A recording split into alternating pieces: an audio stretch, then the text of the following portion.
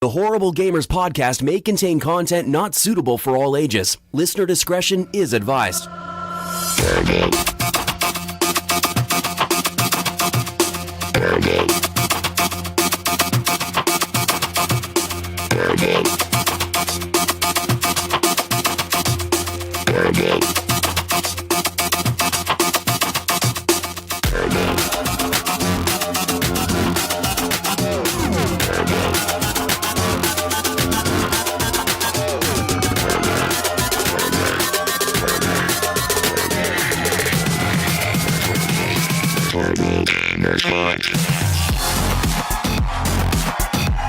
Welcome, ladies and gentlemen, to Horrible Gamers Podcast, show number 206, being recorded on June 2nd, 2018. I'm one of your hosts, Jesus Gonzalez, also known as Jesus Walks Out. Today, I'm joined by the crew from the Great White North, Ryan Gibson, Gilly 777 is back. Welcome back, Ryan.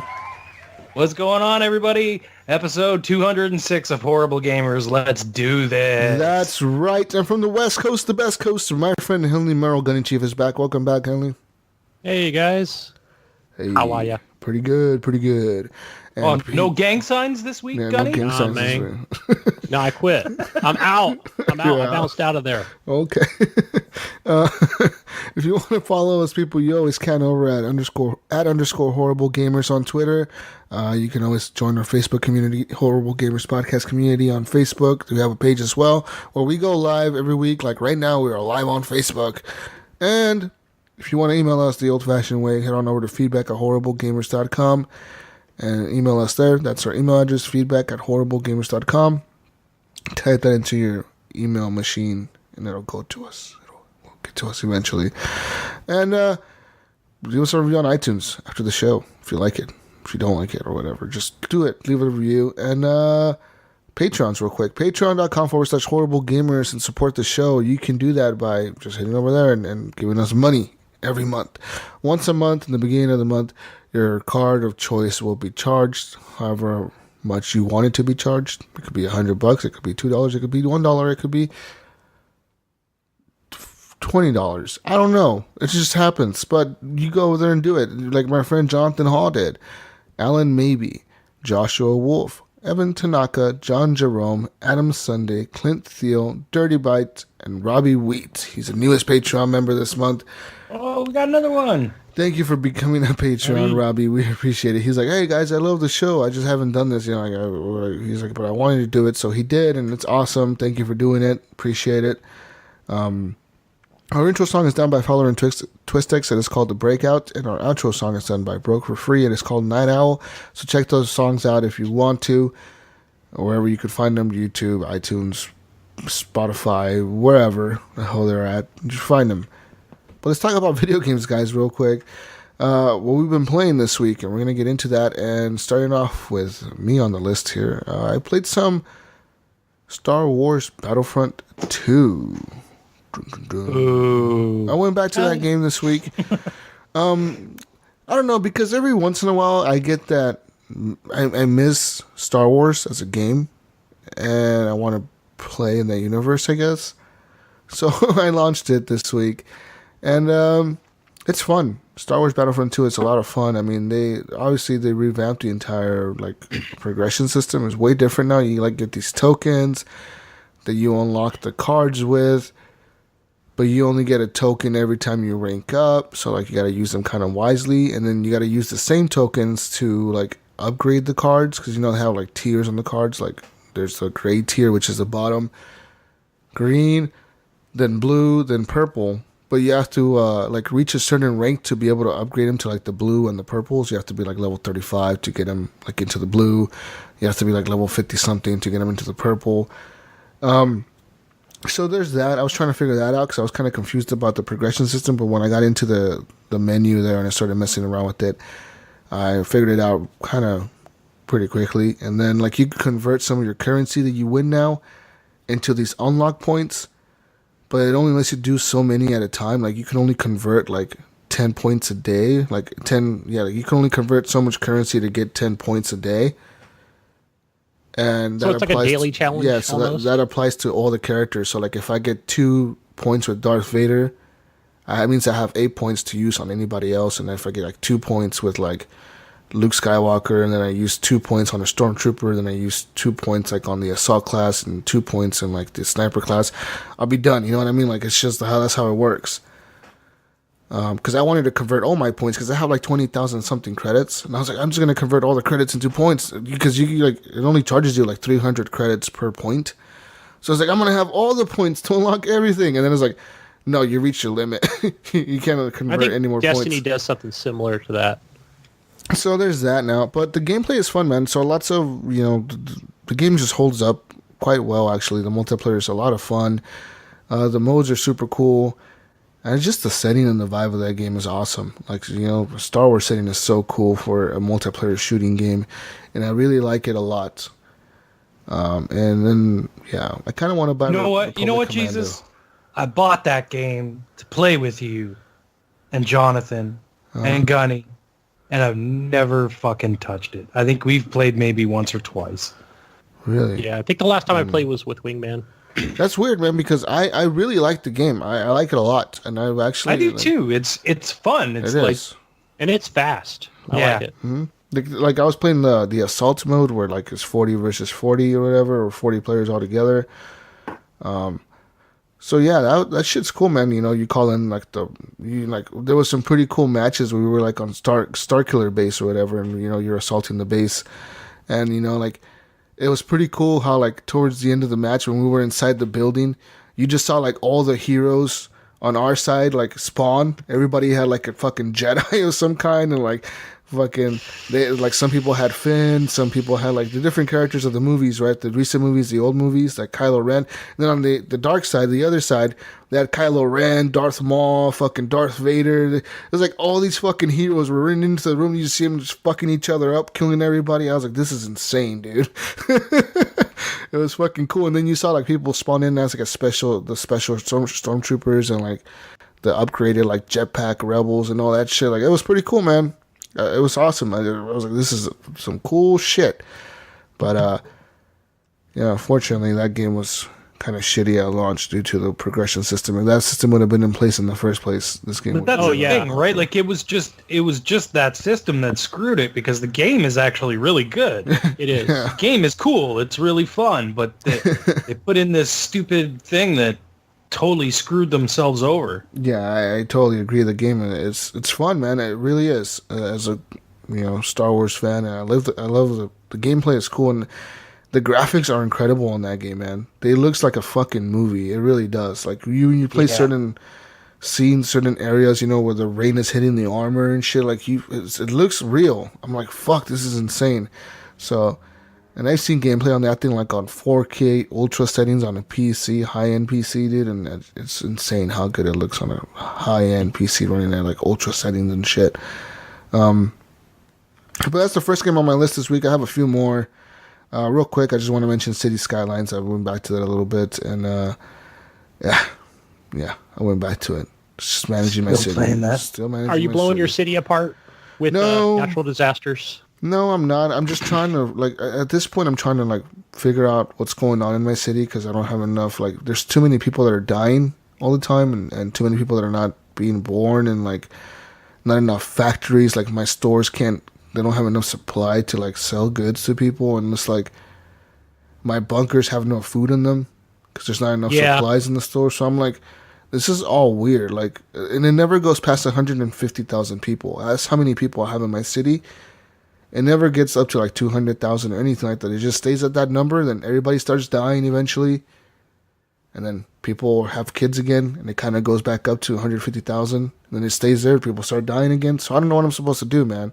I don't know what the max number of the population is. I've never actually checked to see can you get it up to 200,000-300,000? But with the bunkers and stuff, I think some things just happen on purpose. Yeah. I think they just do that just to say, hey, there's a problem. But it's not then it's okay, how do I fix that? I think it's just it just happens, just part of the game. And they say also to build, I think it's the heavy commercial stuff for the big grocery stores and goods and stuff. and that's how your trucks will bring those to the bunkers. Well, I have a ton of those places, but they're all running out of goods to sell. So like that's the problem that I have. And I built a bunch of factories, but my people are too educated to want to work in a factory.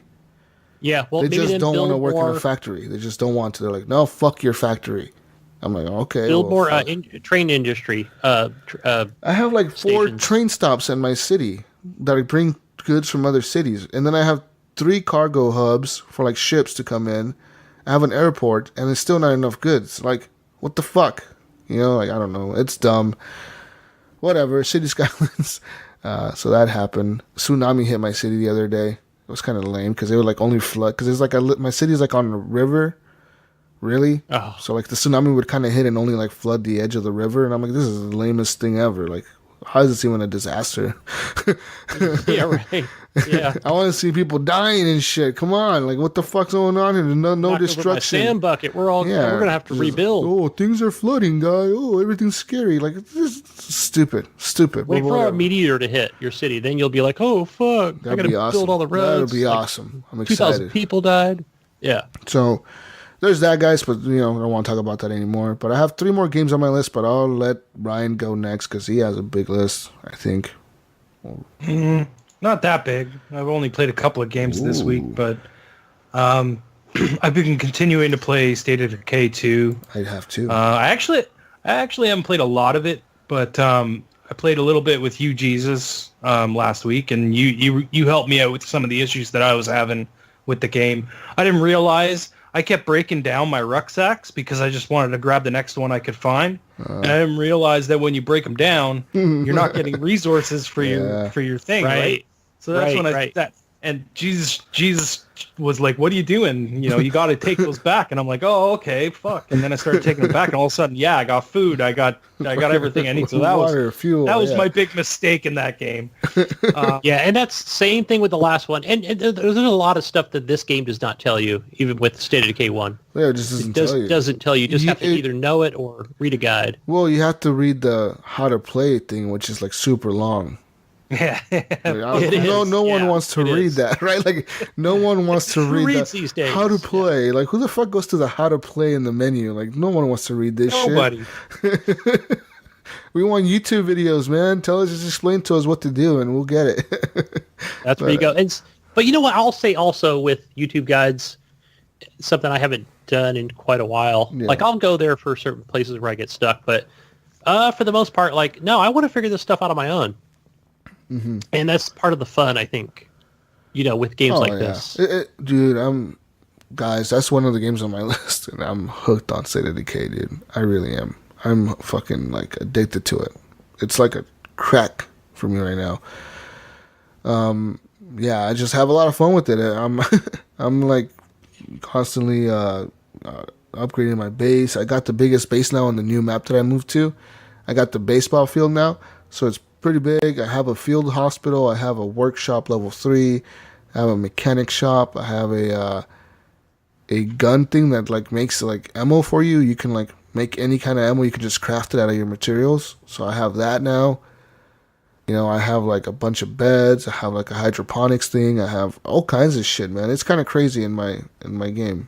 It's pretty like crazy. Can you only make ammo out of what is it? Used gun parts, I think, is what you pick up, or are there other items? No, when you get the warlord leader, he has a thing called like the gunsmith or something like that as his perk. Either gunsmith or gun workshop or some dumb shit like that. It's called something with guns, but you got to use a large slot for it, and only he has that perk available to build that building.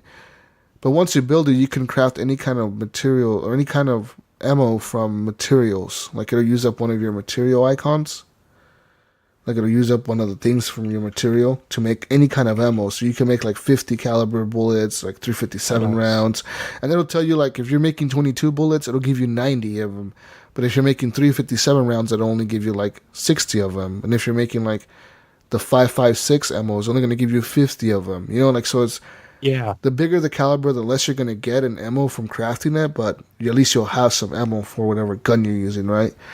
And one other tip of advice that I found this week actually was talk to the traders that usually pop up, and it'll be like, hey, there's a trader nearby. You should probably go check out what he wants or what he has for sale. And I did that the other day.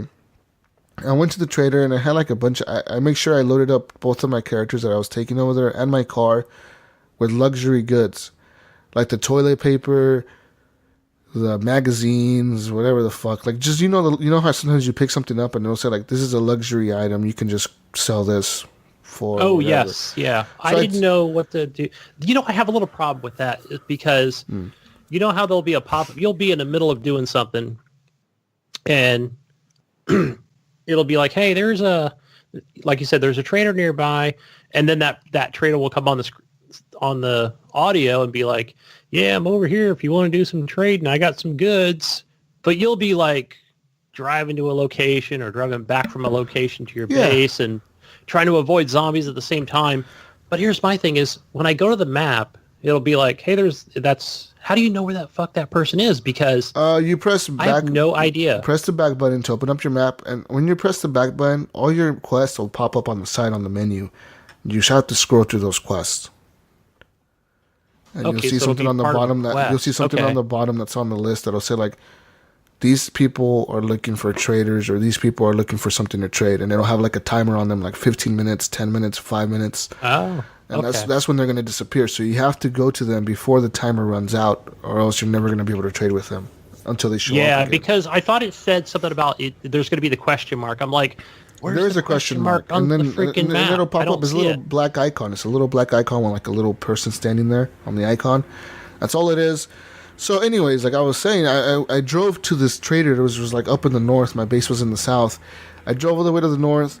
I get there, dude, and this dude was like a gun, like, expert. Like, he was like a fucking warlord trader, I think, or something. Like, he was like a gun trafficker or some shit, dude. Like, it's crazy, because, like, I was talking to him, and he's like, you know, because I pull up in my car, and there's a zombie running towards us, and he, like, pulls out this badass shotgun. He's like, boom, just blows that thing away, and like it's like made a loud ass noise. So all these zombies are coming from all around, and he's just like, boom, boom, boom, fucking blowing them all away. Dude, I'm like, holy shit, like what the fuck?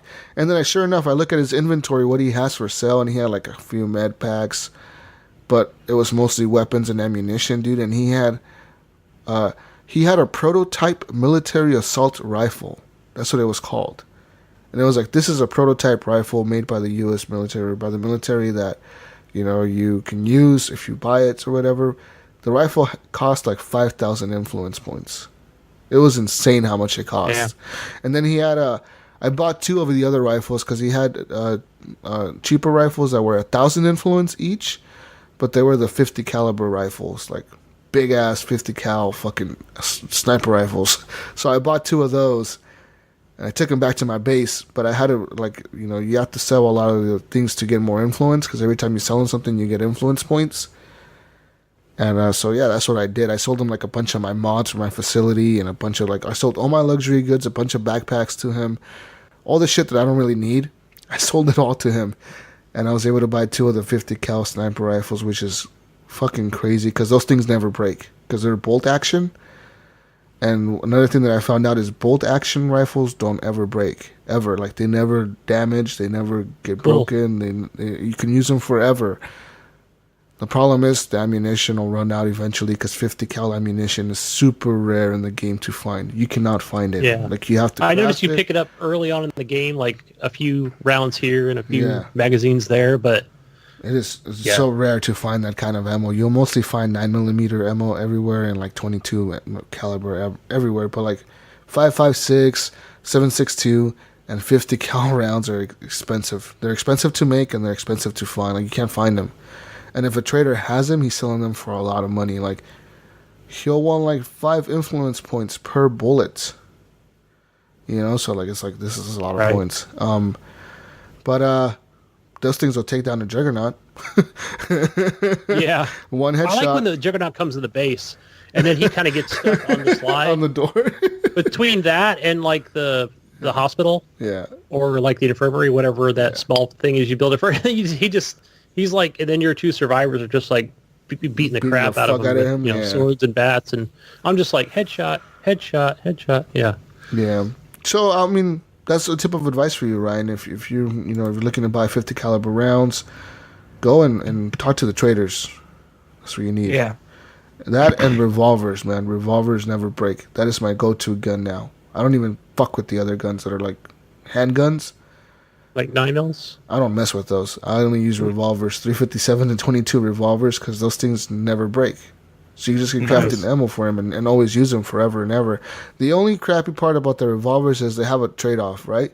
You can use a revolver that never breaks, but the only attachment it takes is to make the gun louder. That's the only attachment it takes. It doesn't take a suppressor at all. Like, you just can't use them. Weird. So you have to basically use a revolver like super loud, but it's worth it because guns are usually the last resort, right? When you're fighting zombies, is the last thing you want to do is pull out a gun. But yeah, and in my current playthrough, I've destroyed a lot of the plague hearts. I've destroyed about 6 of them now, and there's 2 that I know that are still there. I'm gonna go destroy those. And I'm pretty sure after that, there's gonna be like 4 or 5 more left, and then I'll be done with the game. Like, the game will be done once you kill all the plague hearts. That's your campaign, pretty much. Your game will be done. So, do you have to go through each person's story? No. Once you kill the plague hearts, like, it'll say like this is the end mission for whatever kind of leader you have. Like, if you have a warlord, it'll be like, oh, these people are coming back to attack you. Go kill them. Or like if you have like a sheriff, it'll be like, you need to go save these people. That'll be your last mission, and then you're done with the game, pretty much. You can keep playing it. It's one of those games where, like, if you finish, keep playing until everybody dies or something, or you run out of resources, or you can just restart a new community, and you get to pick 3 people that are already all the way leveled up from your current community that you beat the campaign with. You can pick 3 people out of there that are leveled up all the way, and then they get like some kind of extra perks when you bring them into a new game plus. Yeah, something about like less money you got to spend on resources, which I think is pretty cool for a second playthrough.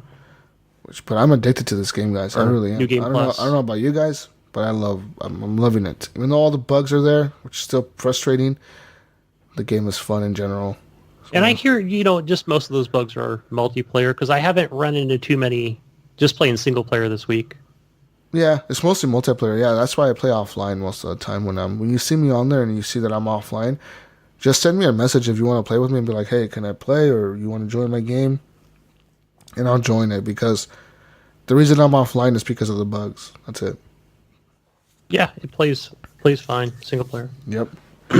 Sorry we took over your thing, Ryan. Decay 2 was like, right. It's a fun game. You guys had more to say about it than I did anyway, so it doesn't really matter. The game is fun, and I enjoyed going out and helping you, man. It was cool because I got like 2 resource crates out of that. Like, oh, did you? Big loot crates, yeah. Like, when I went back to my base, it's like, hey, you have 2 rewards for multiplayer. And I was like, rewards for multiplayer? And I was like, for helping out your friends or something. And I was like, you have 2 crates to open. They were called like military crates or something. Then there's like a big loot box on the screen that just like popped open. And it was like, you got like ammo, guns, pistols, like all this shit, like 10 different things for helping you. And then I opened another one and it had like 10 more different things for helping you. Oh, nice. So as for all those rucksacks that I was dropping inside your base, it's just like... Yeah. Because I remember every once in a while when I would do that in your game, it would like, a little thing will pop up that says, hey, you've gained a new multiplayer reward. I was like, a new multiplayer reward? Oh, what the fuck does that even mean? So I guess that's what you should be doing when you're in someone else's game, right? Like, just grabbing rucksacks and taking them back. Yeah, and helping them, I guess. Helping out. Being a good And Eric helped me out quite a bit yesterday. Wednesday. He helped me out Wednesday. I was playing with him, and he was helping me out. But one thing that I recommend when you're playing co-op is have people that are in the game with you. When you're driving by a car, have them jump out of your car and take that car, so you could take multiple cars back to your base and park them.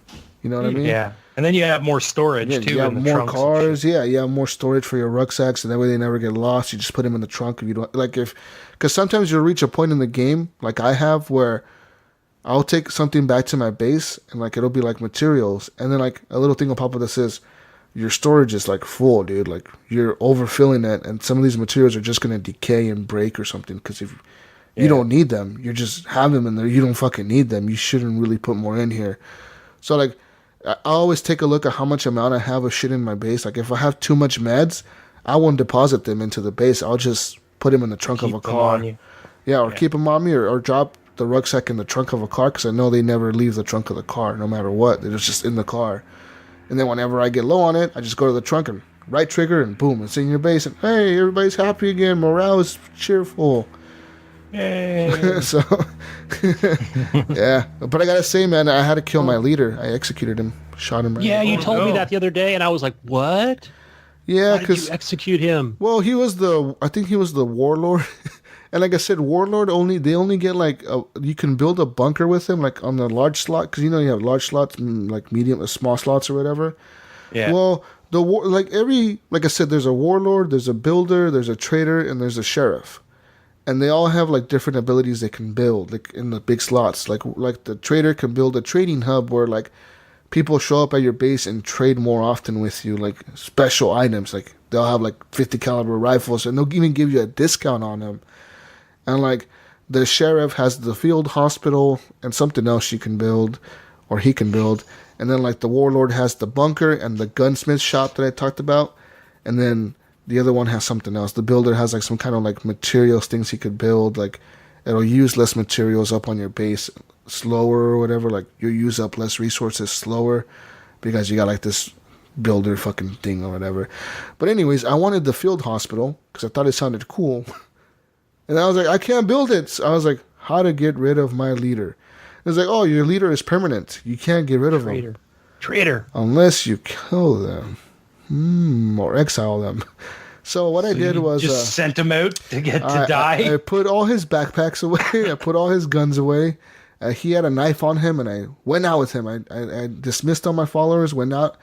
And in this playthrough, there's a lot of plague zombies everywhere. So, like, right in my parking lot in front of my base, there was a couple plague zombies. And I just like, hey, I'm over here. And, like, they all ran at me. And they're like, you're infected. You better watch your meter. And, like, I just stood there. And they're just like, rah, rah, fucking attacking me. And then it was like, you now have the plague. Be careful because your character can die. You should put him in the infirmary. Like, the game is telling me, like, you need to save your player. You know what I mean? I'm like, no, I don't. I went back into base. I stood in the middle of the base. And I switched over to the chick that I wanted to switch to make her leader.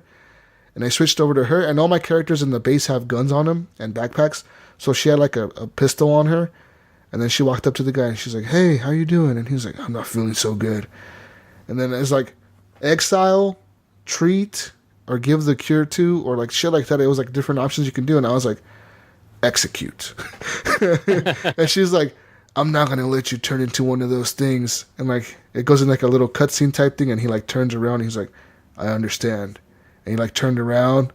She put the gun up to the back of his head and just shot him like Rick Grimes style and shit.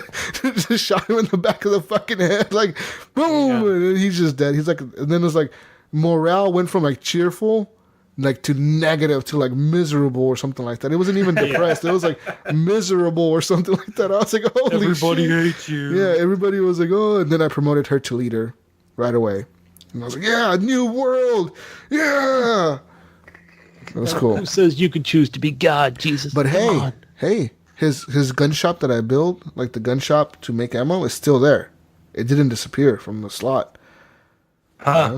It's a tip, guys. It's a tip. So you got the shit you needed from him and killed him off. And I feel bad because I literally sat there and thought about it, but I was like, he's so leveled up. All his stats were gold 5 stars. All of them. Fuck. But I thought about it, I was like, all my character stats are gold 5 stars. This guy's just another person. Like 9 out of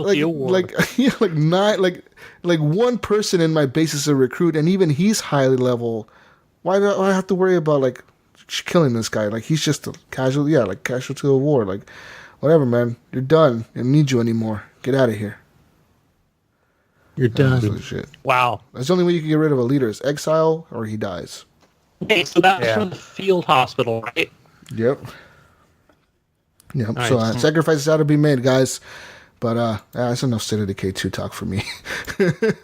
What else have you been playing, Gunny? Or Gunny? I did want to mention, because I did play a lot of State of Decay 2 this week. Oh, shit. And, yeah, so I ran into, I want to say, I think it was the second Juggernaut that I killed. You know how it says, hey, there's like, are they the plague zombies? Or there's like hordes, right, that'll show up on your screen. And that'll boost morale if you get rid of them. And one of the things I like is they don't just exactly, come and attack your base. They're kind of spread out a little bit.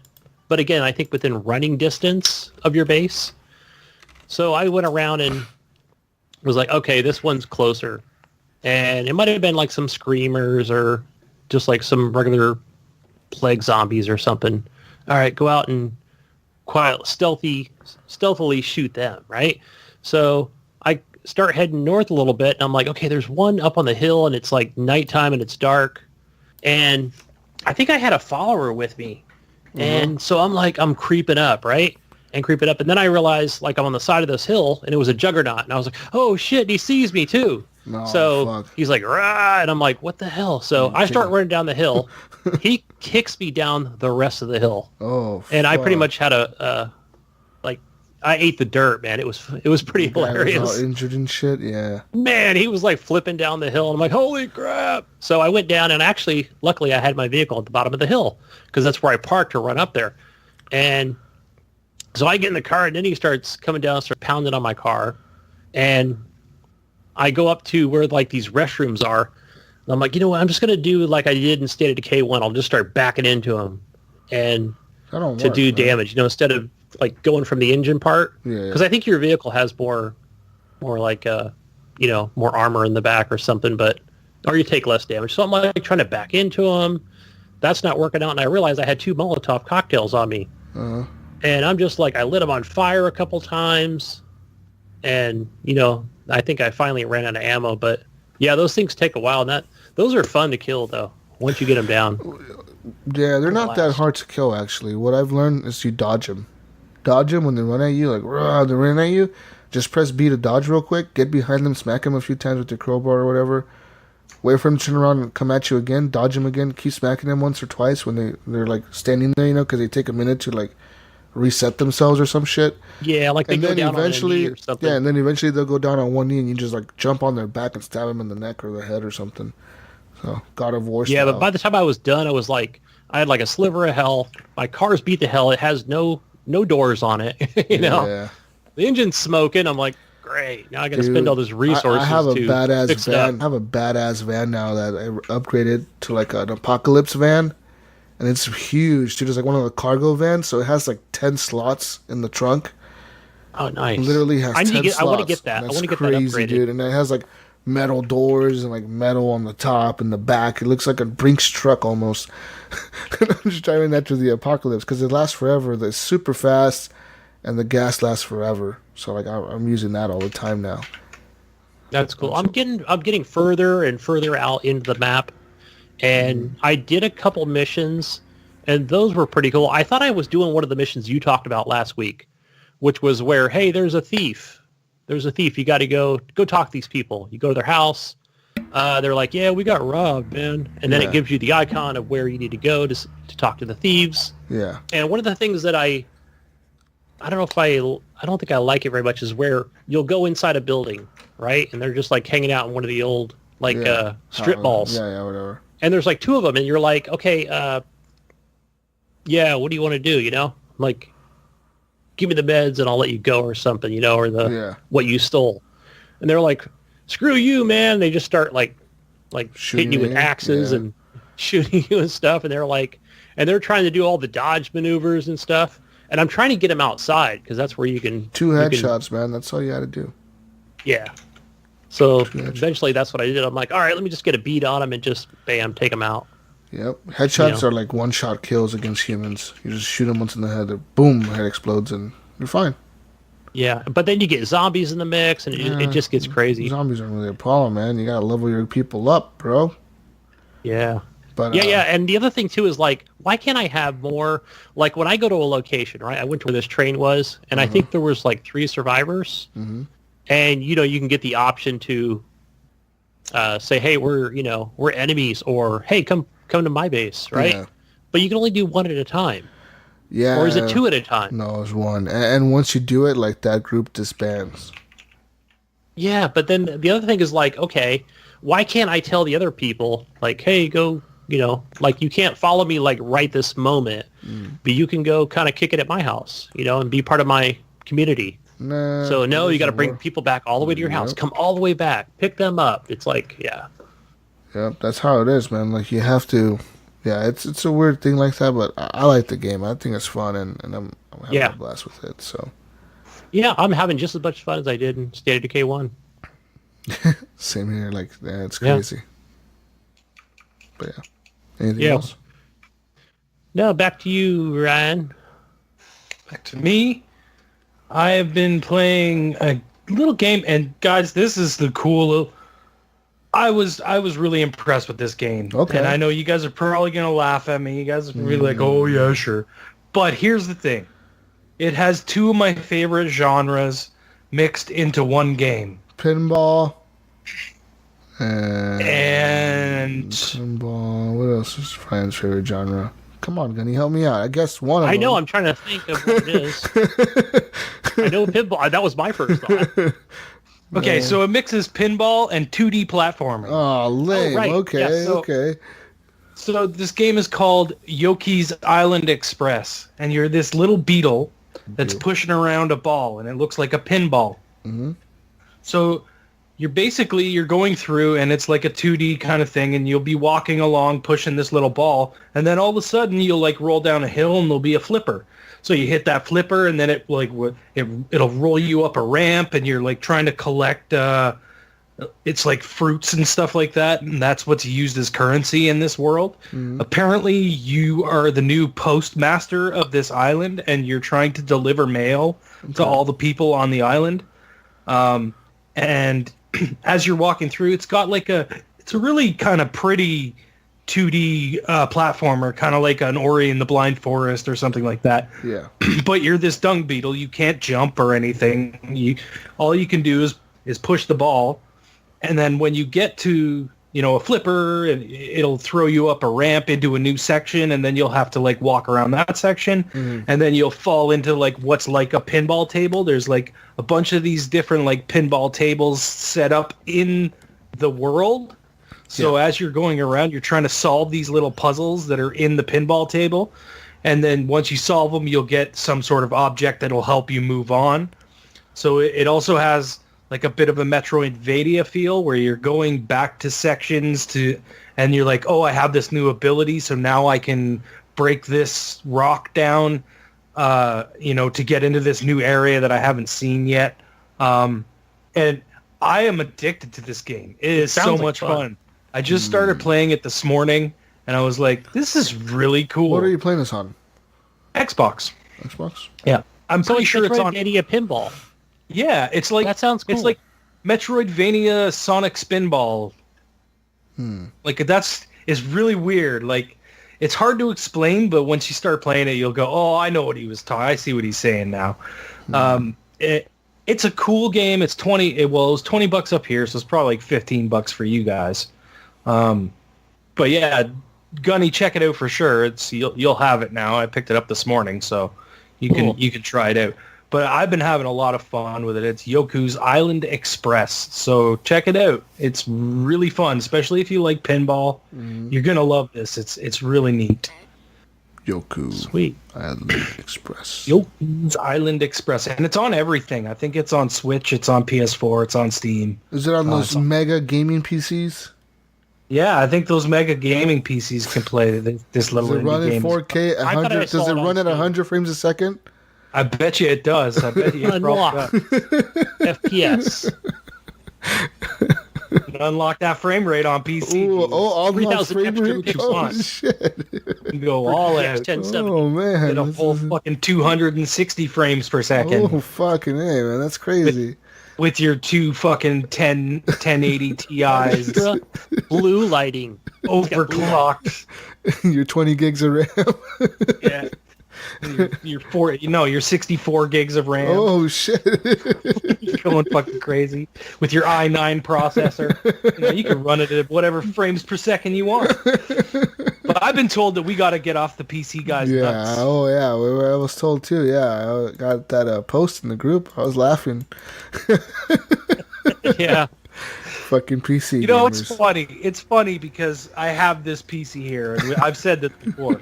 Like, I can run games at fucking a gazillion frames per second if I want, and I do when I play games here, but And this is what I meant to say to Gunny. I did it in the comments because Gunny was like, "Yeah, I can play this on my PC at 120 frames per second, 4K." And I was like, "Yeah, but you still play all your games on fucking Xbox anyway." So, yeah, right. What is all my AAA titles, yeah. Or I mean, even indies, you don't play it on Xbox, yeah.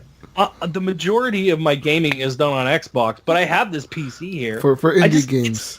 It's the interface. It's like it's just everything. Like I have to come back here and sit at my computer desk, Like I like it being maybe that actually might change when I move. So yeah, who knows? Maybe the PC might end up being in the living room anyway. So and then I can actually see how well it runs at 4K because I'll be able to hook it up to the 4K TV.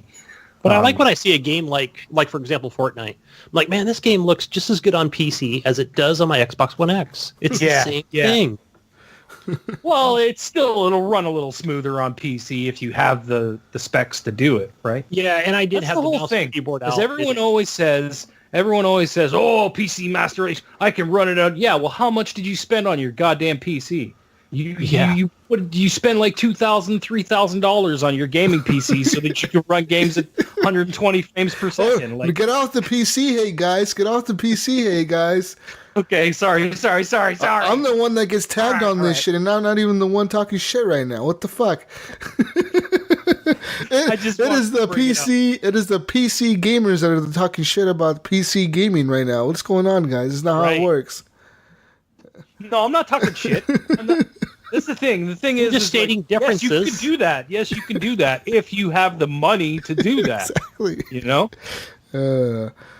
Not everyone wants to build a PC. Not everyone wants to do that. I know you don't, Jesus. I don't. I mean, I did. I did. I wanted to, and I did it, and now I podcast from it. It's like, like, and hey, really, you know what? I'm gonna just rub more but I'm telling you on this one and just say I'm always looking at like the GTX 1070. Do I want to upgrade to the 1070? Do I want the 1080? What are the prices on that? I think that's what PC gamers are really like. That's what they're calling as like upgrading shit all the time.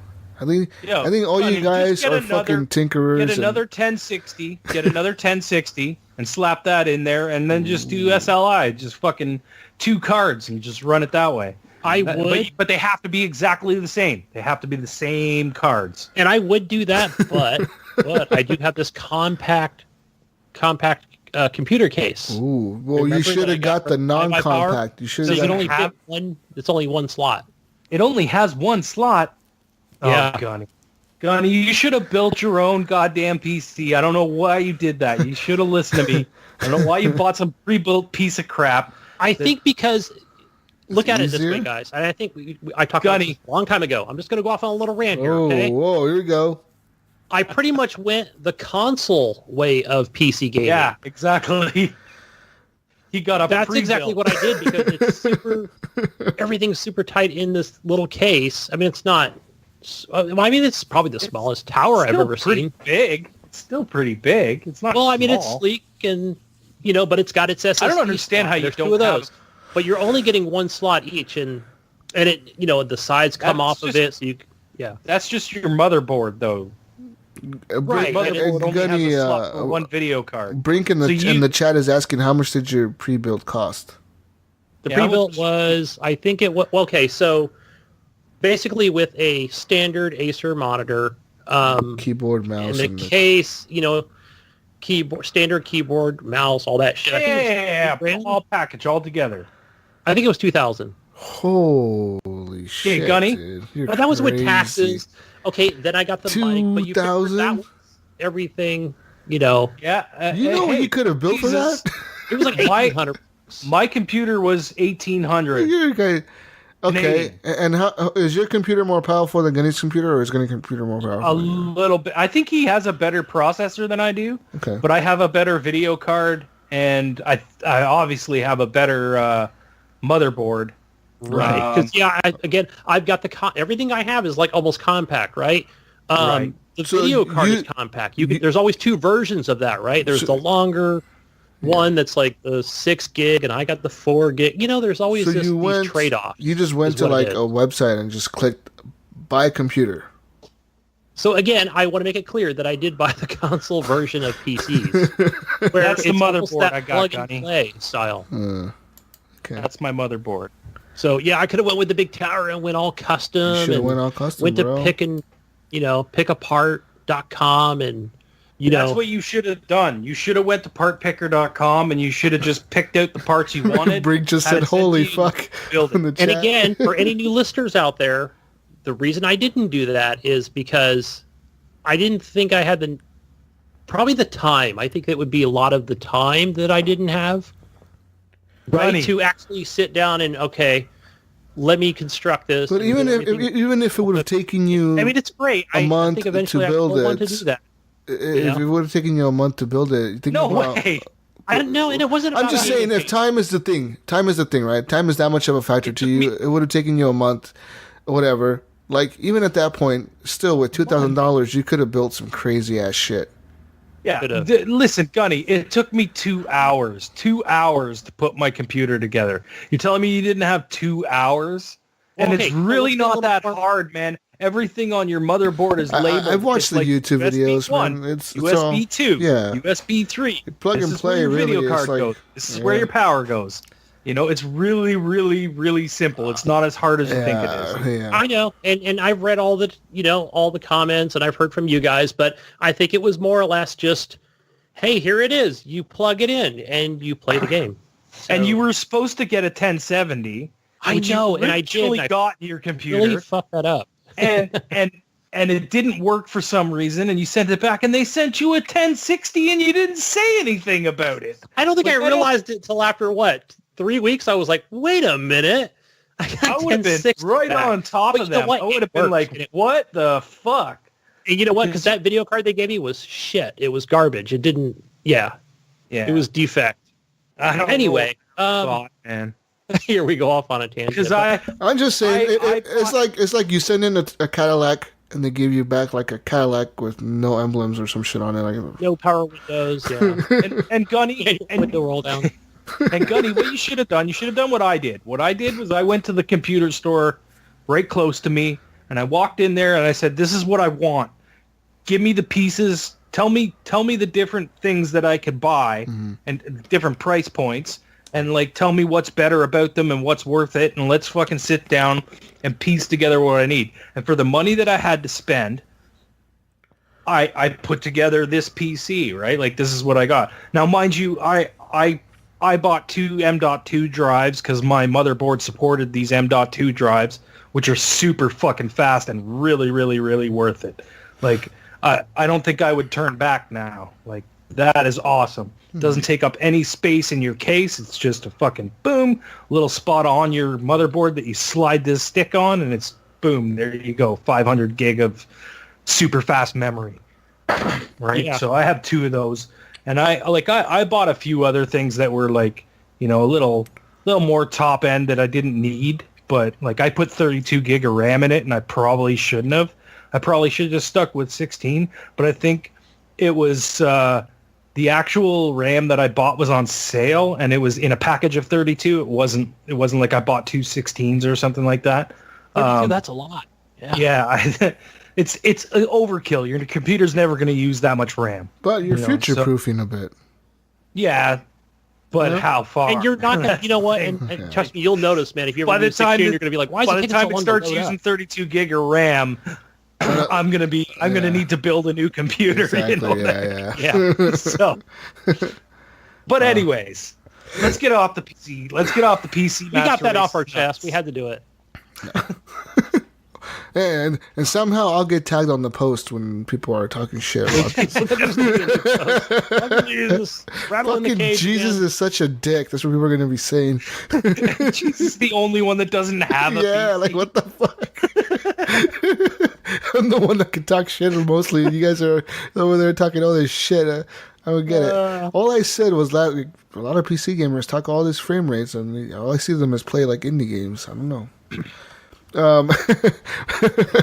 But speaking of PC and games running well, PUBG, guys, I played that this week, and I had a lot of fun yesterday. Actually, I played a match on the Miramar map, the new desert map on the Xbox One, and It was a blast, dude. I was wearing earbuds, dude. Like literally, like these fucking things right here. Like they're plugged into my controller right now.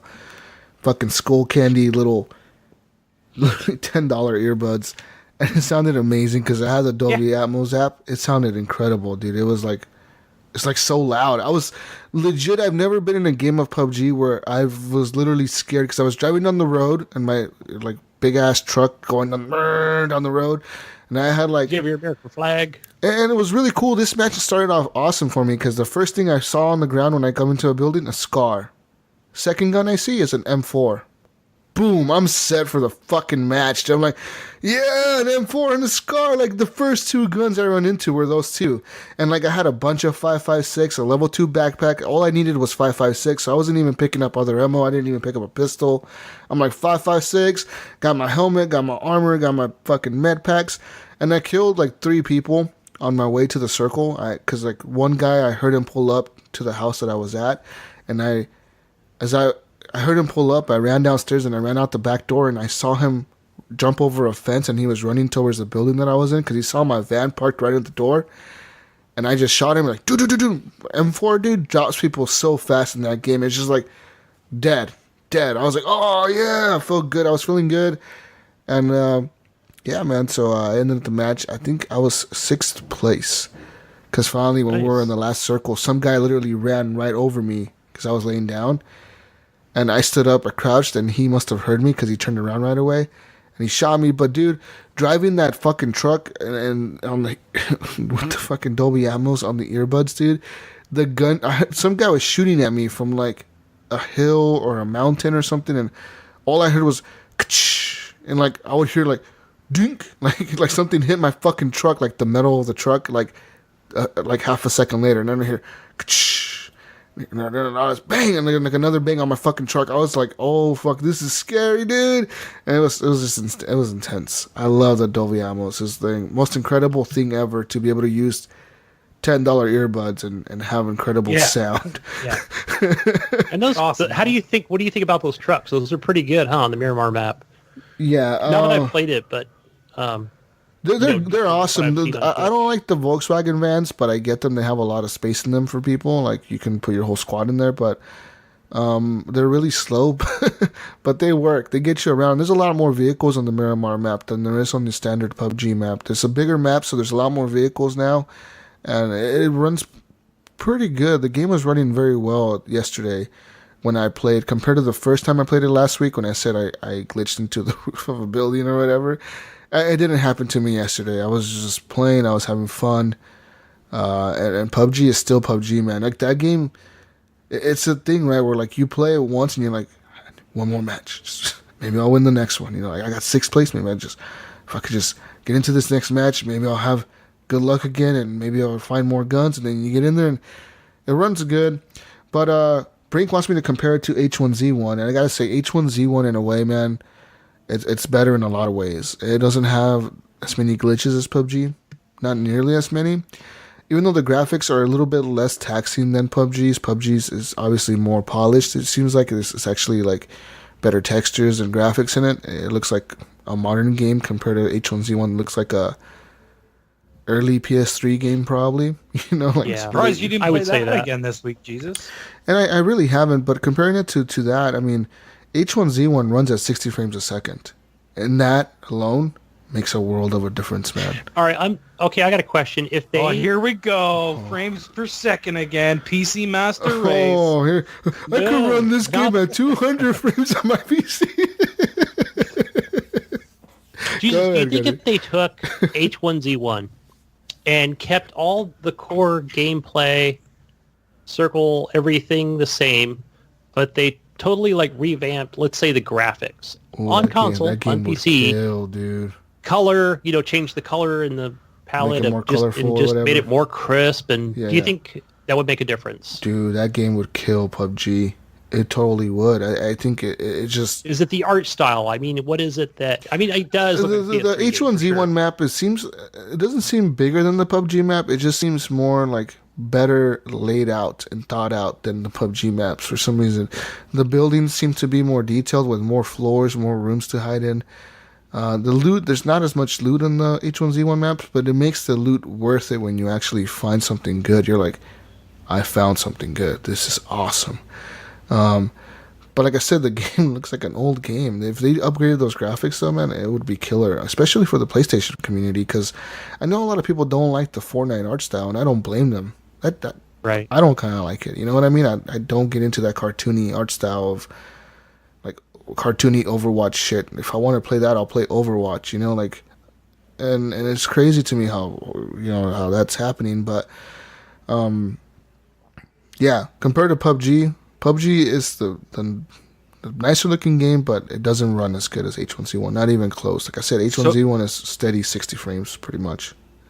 So Brink asked, what if H1Z1 ran at 30 frames per second like PUBG? Which game would be better? That's a good question. That's kind of a tough question. I would say PUBG is better.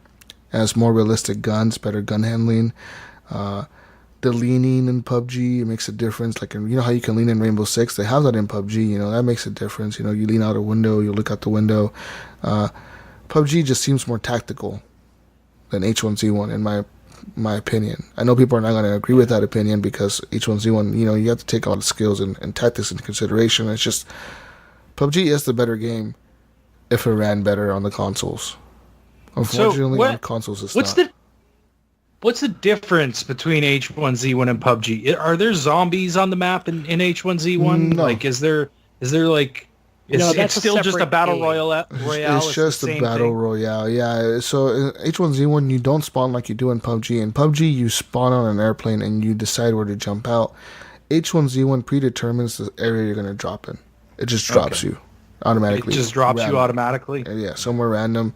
So, and everybody, there's no plane. Cool. You're just dropping as soon as you start the game. I was just thinking, I'm like, it would be cool in H1Z1 instead of like in PUBG when you die, you're gone, you start again, you start a new game, it's over. What if in H1Z1 you died and became a zombie?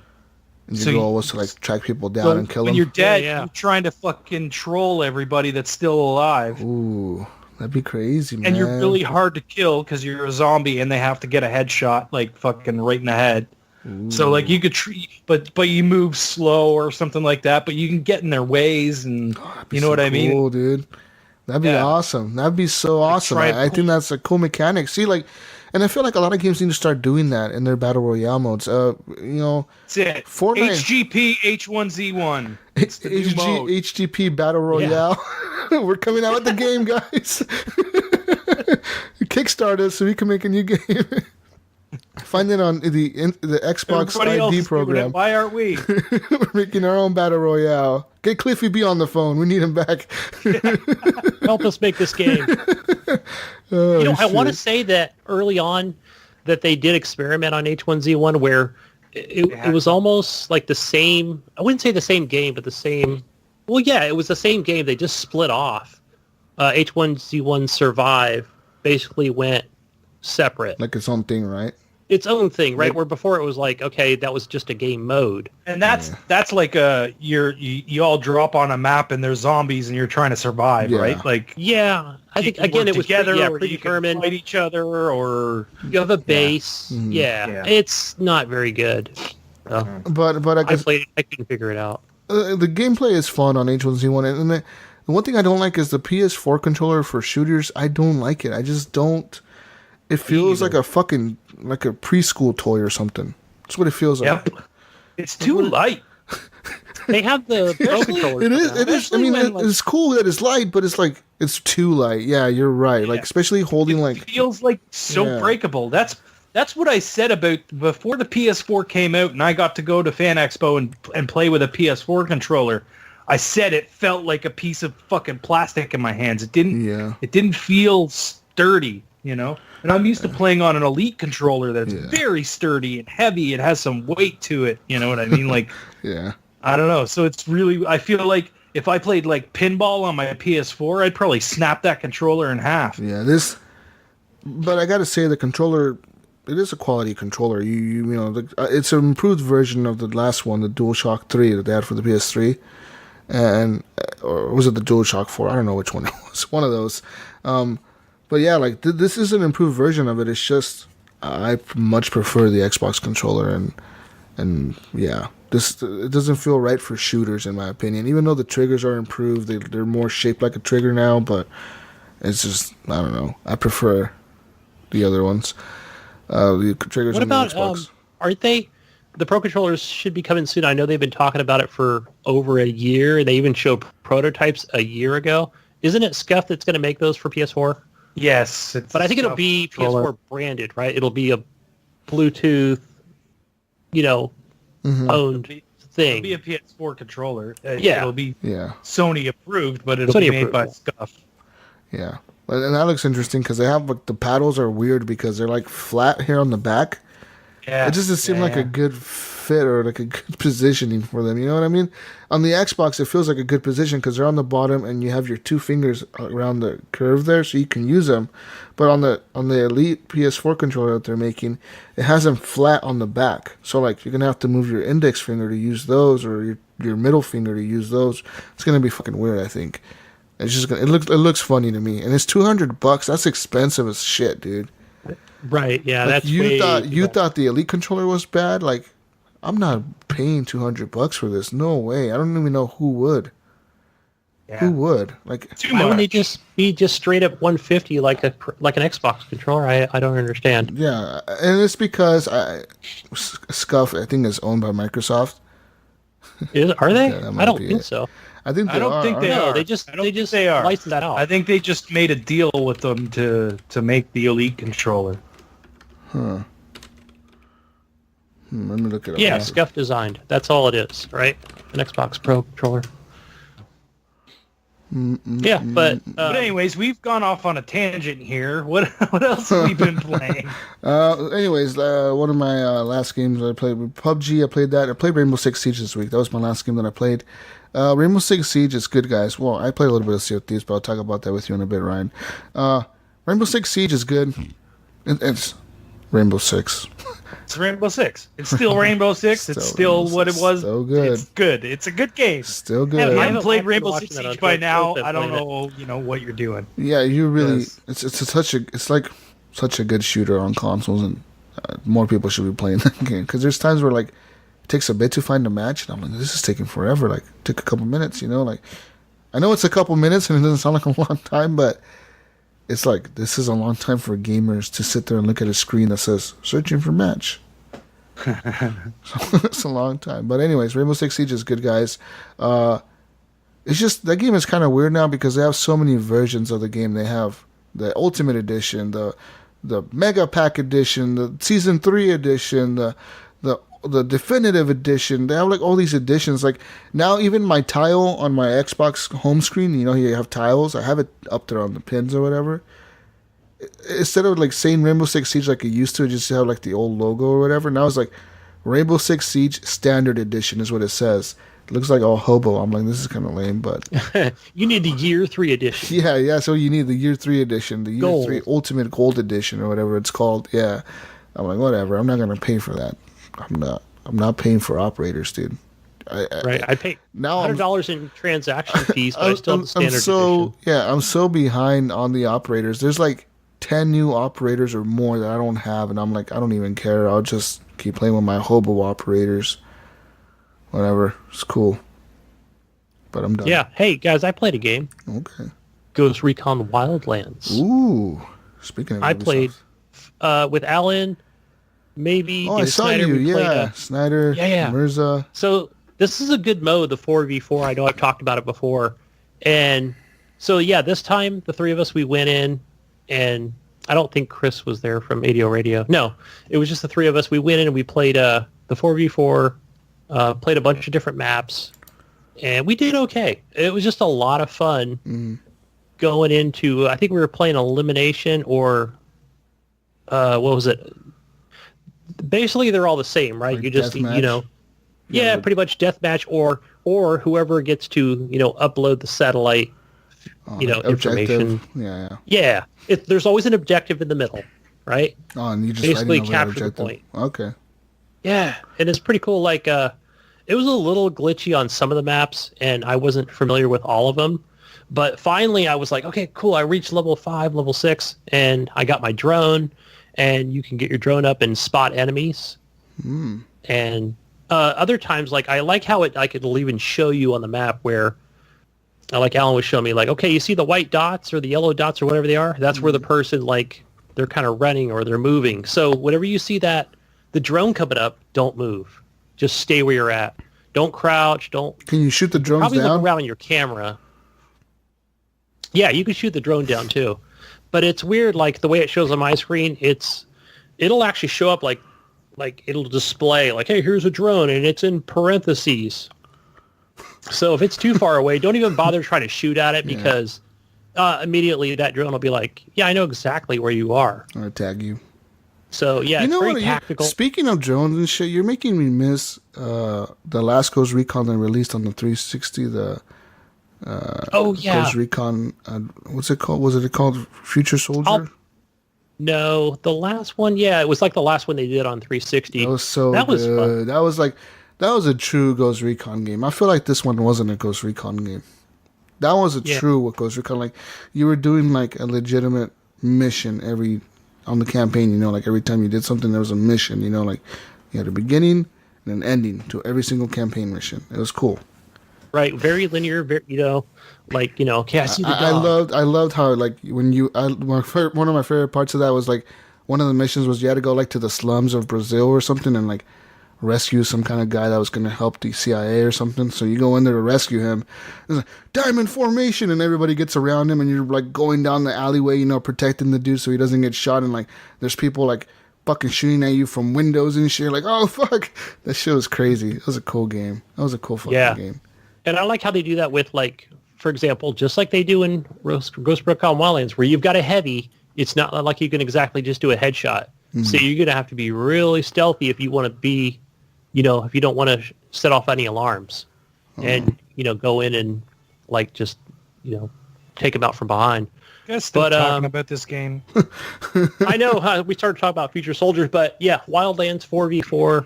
Awesome. Yeah, a lot of fun. It was cool. Like, it's very tactical. Like I said, I think it's 8 minutes. Is it 8 minutes? Forgive me if I'm wrong, Ellen. Per match. So you've got a lot of time because, again, whoever can get to that relay station to, you know, either take that over or, again, display everybody on the map. They'll know exactly where you are, but you don't know where the enemy is.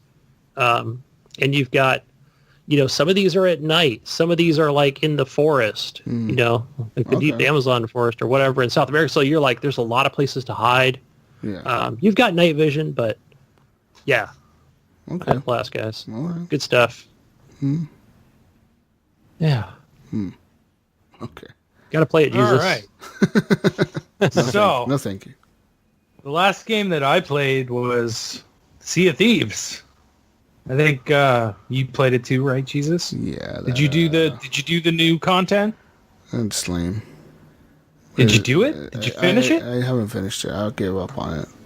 So I joined Mojo the other day. He was on the sloop. I was like, hey, mate. I was like, I want to join you, man. He's like, all right. And then he leaves me. I gotta go, mate. I was like, oh, fuck. Okay. But that happened to me, too, with Mojo. I joined him, and I was like, yeah, let's go do this thing. And he was like, I gotta go. I'm leaving. So, like, he at least took me to the outpost, and then he took me to where the guy was banging on the drums. And he left. Yeah. So I talked to the guy banging on the drums. And what I don't get is, like, what I hate about this game is that it doesn't tell you what to do. Like, it doesn't tell you, like, if you started it or it just, like, plays a little song. And then he's like, something about my fucking legs. We're gonna fucking got in by a big shark. Something. I'm banging on my drums. Go find it.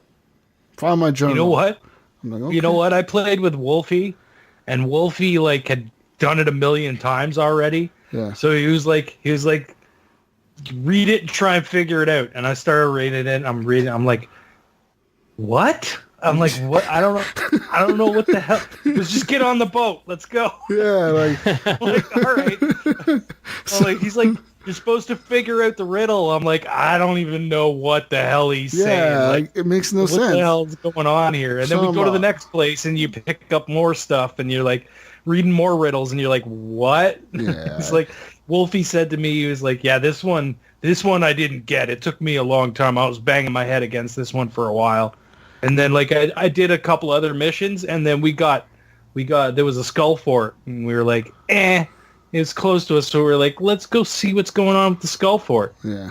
So we got distracted by the skull fort and went over there and started doing that, and we took out 2 sloops that were there. We were like, fuck you guys, this is our skull fort. Yeah. So we go in, we finish it, and just as we finish up the skull fort, I had to leave. I had to go pick up Kathy. Damn. So I was like, oh crap, I didn't get a chance to finish it. So I left. I come back after picking her up. I had my shit rubber banded, so I was spinning around in circles in the bottom of the boat. Yeah. But it didn't work. My controller shut off and fucking screwed me over, and I got kicked out anyways. So I get back and I hop back in the party. I'm like, what happened, guys? What happened? They're like, fuck, we just lost everything to the Kraken. They were on the way back to the outpost, and the Kraken attacked them, and it was just the 2 of them left on the ship, so they fucking lost everything. And I was like, oh, that sucks so bad. I so wish I didn't have to leave. Yeah. I ended up getting off. Dude, that game, I don't want to play it by myself. I've legitimately tried to get in there by myself, and it's so Alan in the chat said he wants an invite boring. the next time you play. Yeah, no, Alan, you're not getting in Alan wants an Not for invite. me, at least. I don't know, Alan. Maybe I'll think about it. You said his name, and then you said you'll think about it. Yeah, I know. Alan's gonna sit on the Kraken. But Depths of hell. But I mean, it's just such a boring game. I wish State of Decay would have got the budget Sea of Thieves got, because looking at the graphical art style and the game, how it runs, it's flawless. It's just the content. Yeah, it's just the content isn't there. And I'm like, it's such a shame the State of Decay team, Undead Labs. I know they're not a Microsoft first-party studio. They're just contracted by them.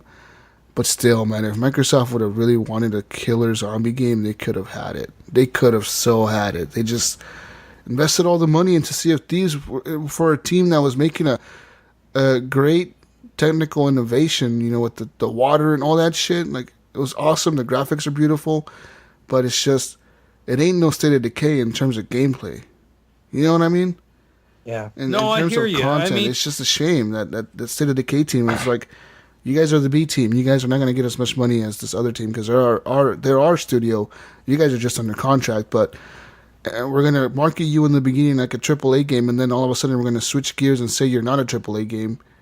But it's like, come on, guys. You guys could have made like a killer zombie game if you would have just given them like the money and the assets to be able to like do motion capture. Let them borrow a Microsoft fucking studio for the motion capture. Just like, hey, man, can we do motion capture over here? Yeah. I don't know if that's really how, it would go down anyways. It's, they made the game that they wanted to make, Undead Labs. They made that game. Like, you can't blame Microsoft for it. It's Microsoft probably stood back and, stepped in every once in a while and said, hey, maybe you could do this or this to improve the game. And then they leave them be to do their thing. And this is what they came up with. So, like, you can't really blame Microsoft on it. It's not like, I just think if they would have had a bigger budget, the game would have been so much better, just in terms of graphics. Yeah, but if they had a bigger budget, they would have had to sell the game for full price. It doesn't matter. It would have been on Game Pass. It would have been on Game Pass. It doesn't matter either way. You've had a game on Game Pass that was incredible. But that's what I mean. It's having this game on Game Pass is a less of a bite for them than it is for Sea of Thieves, because Sea of Thieves is a full price game. But it's still on Game Pass.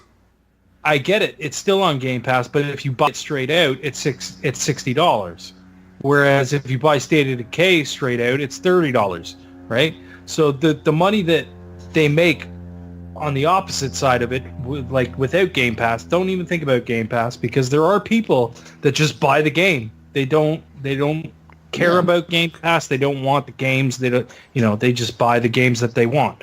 And And in that respect, they would lose more money, right? Whereas they could sell State of Decay for $30 because of the budget. Still, though, they should have done. And even for the budget that they had, they made a decent game. Sure, they, like you said, there's bugs in multiplayer, but multiplayer is always fucked up in like almost every game. You know, there's something fucking weird going on with multiplayer. Yeah, and yeah. I just, in a way, I feel like Microsoft is pushing unfinished, unpolished games for the sake of Game Pass.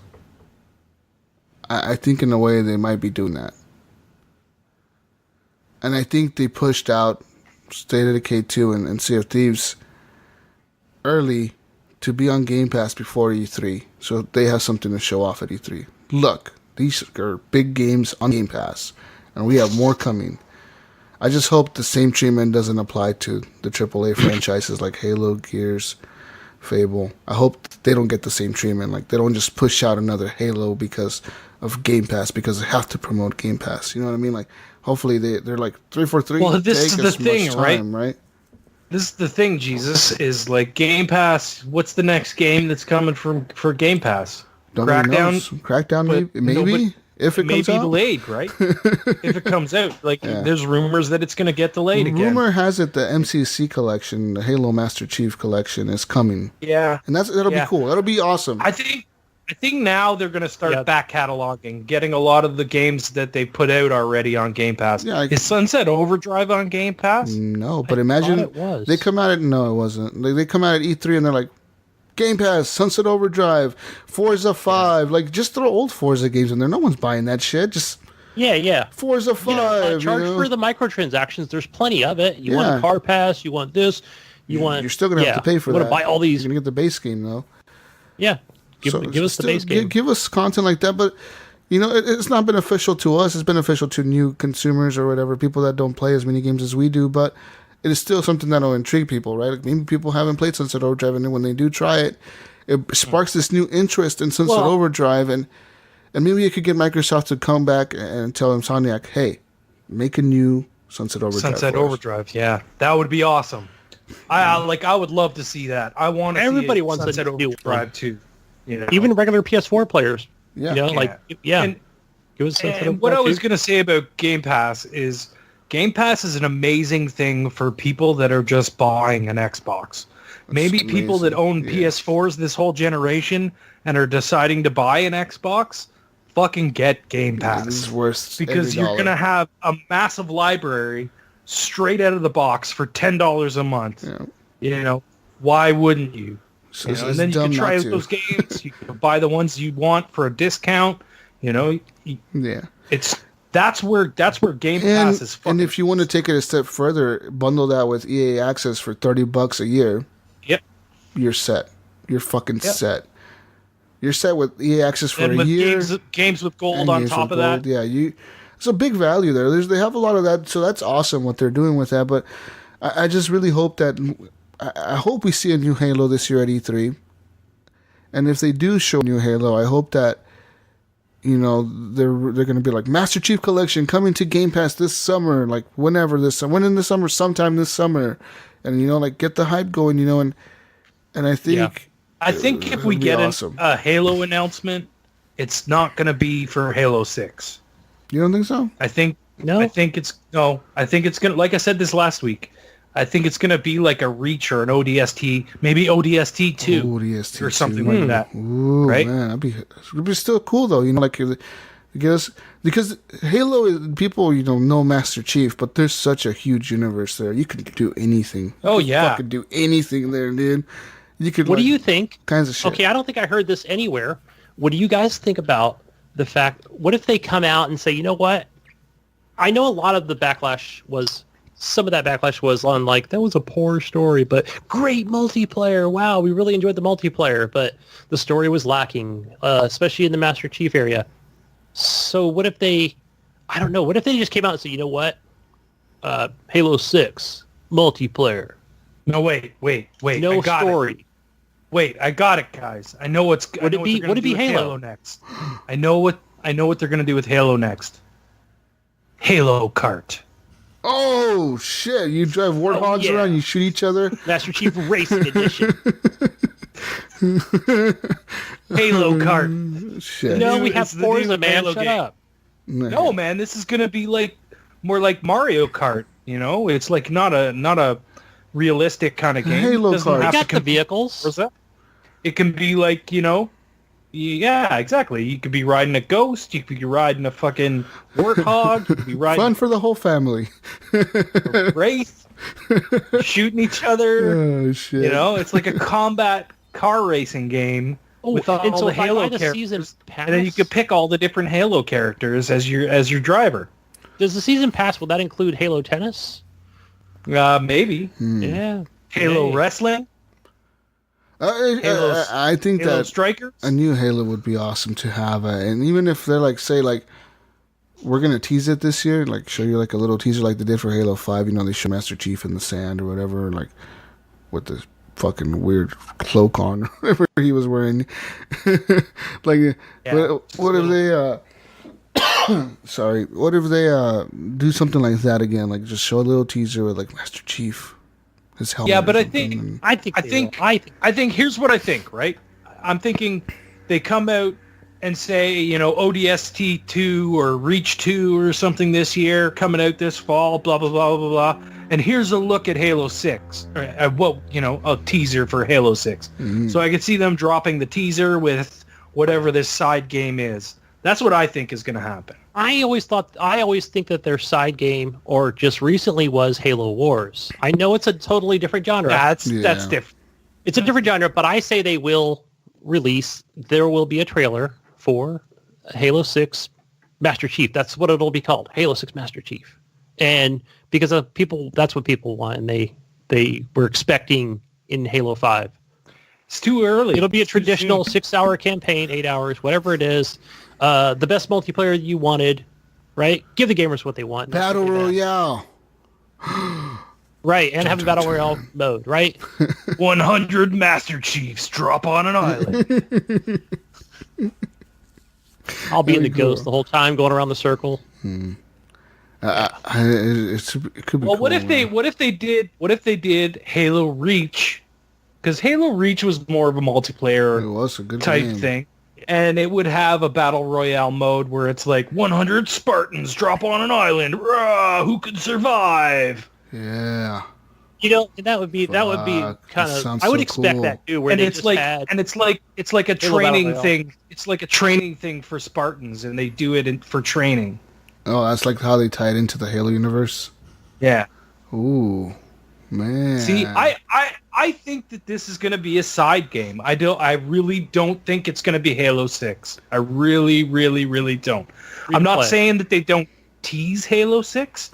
I think they do, like you were saying, you know, they do the they do the like little teaser with like they did with him in the fucking desert and the cloak, and then that had absolutely nothing to do with the game whatsoever. It's just like a random thing. What I mean? But I could see them doing something like that to tease Halo 6 after they announce this game. You know? But I don't think this game would come out this year. Not to if they announce it, it's coming out this fall. If they announce it, it's got to come out this fall. It has to. I agree. Well, where are they gonna stick it at? Like in between Battlefield, Call of Duty, and Red Dead? Not a good idea. Yes, you'll have to. Yeah, it'd have to be. But it'll be on Game Pass, right? So. Boom, it'll still be big, yeah. I think because if they said they can't do first quarter, there's so much stuff coming out first quarter next year. But if Halo if they said summer 2019, everybody would be like, whatever, man. You know, we need something. We want it now. And they need something. This year. They need an exclusive for the holidays. And that's big. They need one. Yeah. They absolutely have to have one. And if Crackdown 3 is going to get delayed into next year, then they better have this fucking Halo game ready to go. I'm thinking Crackdown 3 will come out this December. It'll be a December game. It'll be a December game. I'd say they push it. I say they push it to the beginning of next year, January, February. I don't know, man. I have a feeling that Crackdown 3 is going to be like one of those stupid December games that like people don't really ever buy, but they're still there. And We'll see. It'll be like Microsoft's big. Oh, they've been dark on it. We got a big game coming after during the holidays. Crackdown 3. But I did see a tweet of the guy that's one of the engineers or testers or whatever. Basically, he said he responded to one of those tweets this week about the Amazon glitch and said, hey, yeah, I saw that, and then I went back and fired up the game back on my, on my Xbox and started playing it. So he's been testing it. They've been playing it. Crackdown 3. But, yeah, we'll see. I have no idea. When will that game release, dude? Hopefully we'll see it in December. There's absolutely, in my opinion, for me, and what I see, there's like no hype for this game. It's just like it's there. It's like it's there. People know it's there. It's there. No one. Yeah, but it's not Halo. No one gives a shit. I mean, it's like its own thing, and it's been so long since Crackdown 2. They just lost all the hype with all the reveals, the talking about it, the showing the gameplay. People fucking hated the gameplay, and it's like, now what the fuck do we do, guys? We've been working on this for the last 5 years. We don't know what the fuck to do. People don't like the game we showed them last year at E3. Okay, let's go back to the drawing board, change a bunch of shit. Now, if they show it again at this E3, and if people don't like it again, what do they do? What do they do? They're just like, fuck it, release. Who cares? Just release it. They have to, right? Like, they can't say like, oh, we're delaying it again because we're fixing it one more time for you guys. Sorry, we're trying to make a perfect game, but we can't because we don't know how. It's a Canadian Microsoft team. Sorry, guys. Sorry, eh? It's just we they can't get do this that. Crackdown right, eh? They just can't do that one more time. That'll be like an embarrassment to the company. I think, to the brand itself, to the Xbox brand in general. It'll be an embarrassment if they delay it one more time due to like gameplay, because that was the reason last year, right? Like, people at E3 that went there and played it, they were like, it's not good, guys. This is not good. I'm glad Microsoft at least listened and was like, okay, fuck it, we're not going to release this, like, let's fix it, like, so I'm glad they actually listened to the feedback and we're not stupid enough to release it. But I mean, it's crazy, so we'll see what happens with those. But yeah. Hey guys, I played the off Crew. On another goddamn tangent. Yeah. I played the Crew 2. Yeah, what's up with that game, guys? The Crew 2 beta. Yeah, it's funny how it starts you off in the beta. It's pretty much like it's trying to be Forza Horizon. I feel, which is not a bad big thing. festival somewhere. Yeah, pretty much. Great. Like it's got the whole like like when you pull up the map, it'll have the United States on there. Yeah. And probably just because, again, it's a beta, so they'll be like, hey, there's a off-road race in California, and there's also one there in the bayou near, I don't know, somewhere near Florida. Yeah. And there's one in New York, so you can go there. Or you can fly planes in the Northwest or Northeast. But it kind of gives you, like, it starts out where, like, yeah, you're in a car. Where do you start off at in the country? In the middle? In Wyoming? Trying to think of where, I think you get to choose. Midwest. It might start you in Los Angeles. Oh, really? I'll see. Like, it'd be cool. Like, if you could choose East Coast or West Coast. Like, start in New York City or start in LA. Where do you want to start? Maybe the full game will let you do that. I could see that, but that'd be cool. Because there's only a few icons on the map right now. They probably like don't have everything, right? It's got Los Angeles. Yeah, there's the New York area, and then Florida. Yeah. And then somewhere near Texas. Are the maps big? Are like the cities big? I don't think so. And it's weird because I didn't play a lot of it and some of the things I didn't understand where there's like, hey, there's a photo op. Okay, you press A. You want to pin this photo op? I'm like, I don't even know what you're talking about, but okay, I'll press A. Hey, you pin that photo op of this thing. And I'm like, great, whatever. I just want to race. But I feel like after each race, and they're really short, and everybody else is a ghost, because I think I'm just playing like a single player type thing. I didn't even see an option to play multiplayer for the beta. And like, yeah, it's just your standard, like, I'm just always using Forza Horizon as an example here. Yeah, you just go to the, through each checkpoint. But one of the things I like about the Crew is the fact that I feel like it's really open wide. And you are getting that sense of speed where you can, when you're going down to the next checkpoint, I feel like there's a lot of wiggle room to you kind of get to choose, right? And there's some areas where, hey, there's arrows going left, there's arrows going right. You choose which way to go. It all leads to the same place, right? Yeah. Again, I'm playing this on PC. It looks beautiful. It's Ubisoft. How many frames are you running this at? Yeah, I think it's locked at 60, man. It looks phenomenal in that blue light. And it's cool so far. I didn't hear any music. I probably should have checked to see if it had any licensed music. So it's just your car making car sounds. I never played the first one. I own it. It's okay. It's fine. I own the first one. I literally booted it up once and I drove across, I was driving in the desert of Nevada and a cop came after me and all the cops showed up. All the cops. And then I just went across the country with the cops following me. Yeah. That's pretty much what I did. I drove across the country with the cops following me for a bunch of different states. They were just following me through every state. Helicopters and spike strips and shit. When you cross the next state line, the next set of cops start chasing you. I don't remember, but it was just they were following me forever. It'd be funny if they just fucking came to a dead stop at the state line. They were like, "Oh, we can't go past this guy. Can't go past here." Oh shit! But yeah, the crew too, guys. Awesome. Anything else, guys? I don't have anything on my list. Really quickly, no. I just did a lot of the car racing in the Red Bull off-road vehicle, and the planes, they were okay. I like how the camera moves. I feel like you're moving with the camera to go through the city to hit each checkpoint, and that didn't seem difficult at all. I was like, how close do I need to be to the checkpoint? It's not like I was really close to hitting any building, so they do well with racing. In some, after playing so much Ghost Recon Wildlands, I'm like, okay, it's some of that same driving, but it's a little more tighter. It's not as wonky as some of the driving in it. I think it'll be a good game, and I'll definitely pick it up. The other thing I played was Tetris on the Facebook Messenger. I've been playing that a little bit this week and last week. It's not that great the way the controls. Why are you talking about it then? Hey, the reason I'm talking is I've been sending you guys invites. Oh god, I'm not gonna fucking accept that invite. I'm gonna block you now on Facebook. I didn't get any invites from you, Gunny. No, and Clint Thiel, right? Because he loves his Tetris. Well, it's weird because I'll get these notifications like play it against your friends. I'm like, okay, who played it? It doesn't tell me. You're sending messages to play it, and then you're not because you're not. I should send you a message because it lets you send the invite, but it doesn't tell me your score. It's weird. I don't know. But there's a bunch of games. That's why. Facebook Messenger, another great place to play some of those mobile games. Simple things like Tetris, Pac-Man, shit like that. Yeah, way to kill time. Castle Crashers. I played that.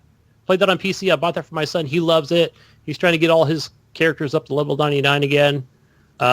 He loves the grinding, the gameplay. The music is great. It's always been a great game, especially on Xbox 360. So I'll be playing more of that this week with him. That's all I got, guys. Awesome. Let's go for a quick break, and we'll come back after the break with some news. Vengeful Jedi here, Horrible Gamer and patron of the Horrible Gamers podcast. Want to give the gamers an XP boost? Want to see the show level up? Then support the Horrible Gamers on Patreon at patreon.com/Horrible Gamers. Don't be just another NPC, non-Patreon character. Become a patron. 2 gold, 5 gold, 10 gold, 20 gold. It all supports the party. So game on.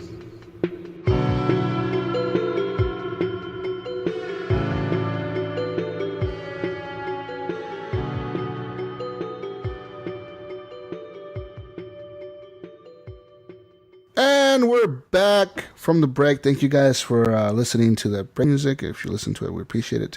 If you don't like it, you can always skip it, right? There's a fast forward button on your phone. Do that. But let's get into the news real quick, guys. Lots of news this week. We'll start off with probably the biggest news this week out of anything is Fallout news, right? Fallout has teased their next game. Well, Bethesda has teased their next Fallout game that's called Fallout 76. They had this stream going on their Twitch channel for a day before they even released the trailer. They had 140,000 people watching a fucking bobblehead in front of a TV. They had like the "Please stand by" logo or whatever, like the Fallout stuff that says "Please stand by," you know, for information. It had that on the screen and the bobblehead standing there, and people were watching this shit for 24 hours. It was insane, man. Like even I came into the chat, I was off, and I came in several times actually. It would pop back on the chat. And I'm like, there's still like nothing going on. The bobblehead's there. It's, you know, the lights are off. Yeah, and people were just going nuts in chat. Yeah, and then at first the lights were on, and then the lights were off. So it was kind of weird. But Fallout 76 has been announced with the teaser by Bethesda the other day. And people are saying that it was going to be a new Fallout game, but what it turns out to be that it might be an online survival RPG that's heavily inspired by games like DayZ and Rust, according to people familiar with the project. Some people that spoke anonymously to Kotaku said that they can confirm that Fallout 76 is an experimental new entry in the long-running post-apocalyptic series. They said when Bethesda first teased the game on Tuesday morning, fans and pundits speculated that it might be a Fallout 3 remaster or a new Vegas-style spin-off in a new location. But as Kotaku reported that afternoon, it is in fact something completely new and completely different. So it says this was originally prototyped as a multiplayer version of Fallout 4, with the goal of inventing what an online Fallout game might look like. Fallout 76 has evolved quite a bit over the past few years, and it will have quests and a story like any other game from Bethesda Game Studio, but it will also feature base building, like in Fallout 4 from 2015. And it will have other survival-based and multiplayer mechanics. So, yeah, I mean, you guys excited? Like, base building Fallouts? I'm not. Not really. Yeah. I was super excited, you know, for this. I saw the teaser and Country Road Take Me Home, and I'm like, okay, this is going to be somewhere in freaking middle of U.S. and Wyoming. Right, Wyoming area. And I'm like, yeah, okay, all right. So a new Fallout game, but then all the things seem to be leading to this, like you said, an online survival game. Yeah. But again, we'll find out what it really is. What I wonder if it's going to be like a mobile phone type thing where like it's a mobile app game, a Switch game, a game you can play on your Xbox, but like it's not really. It's like the Fallout Shelter, you know, where you're building a shelter. Like no, I think it'll be a true, like I said, it'll be a Rust DayZ type thing. Yeah, and this will be more for the PC players, but again, available on PS4, Xbox One. Why, Gunny? Why is it more for the PC players? Because that's where Rust and DayZ are. Yeah, that's the point. Right? Those games are not on consoles. Fallout 76 is going to be on everything. Very well, yeah. Okay, all right, fine. It'll be on everything equal.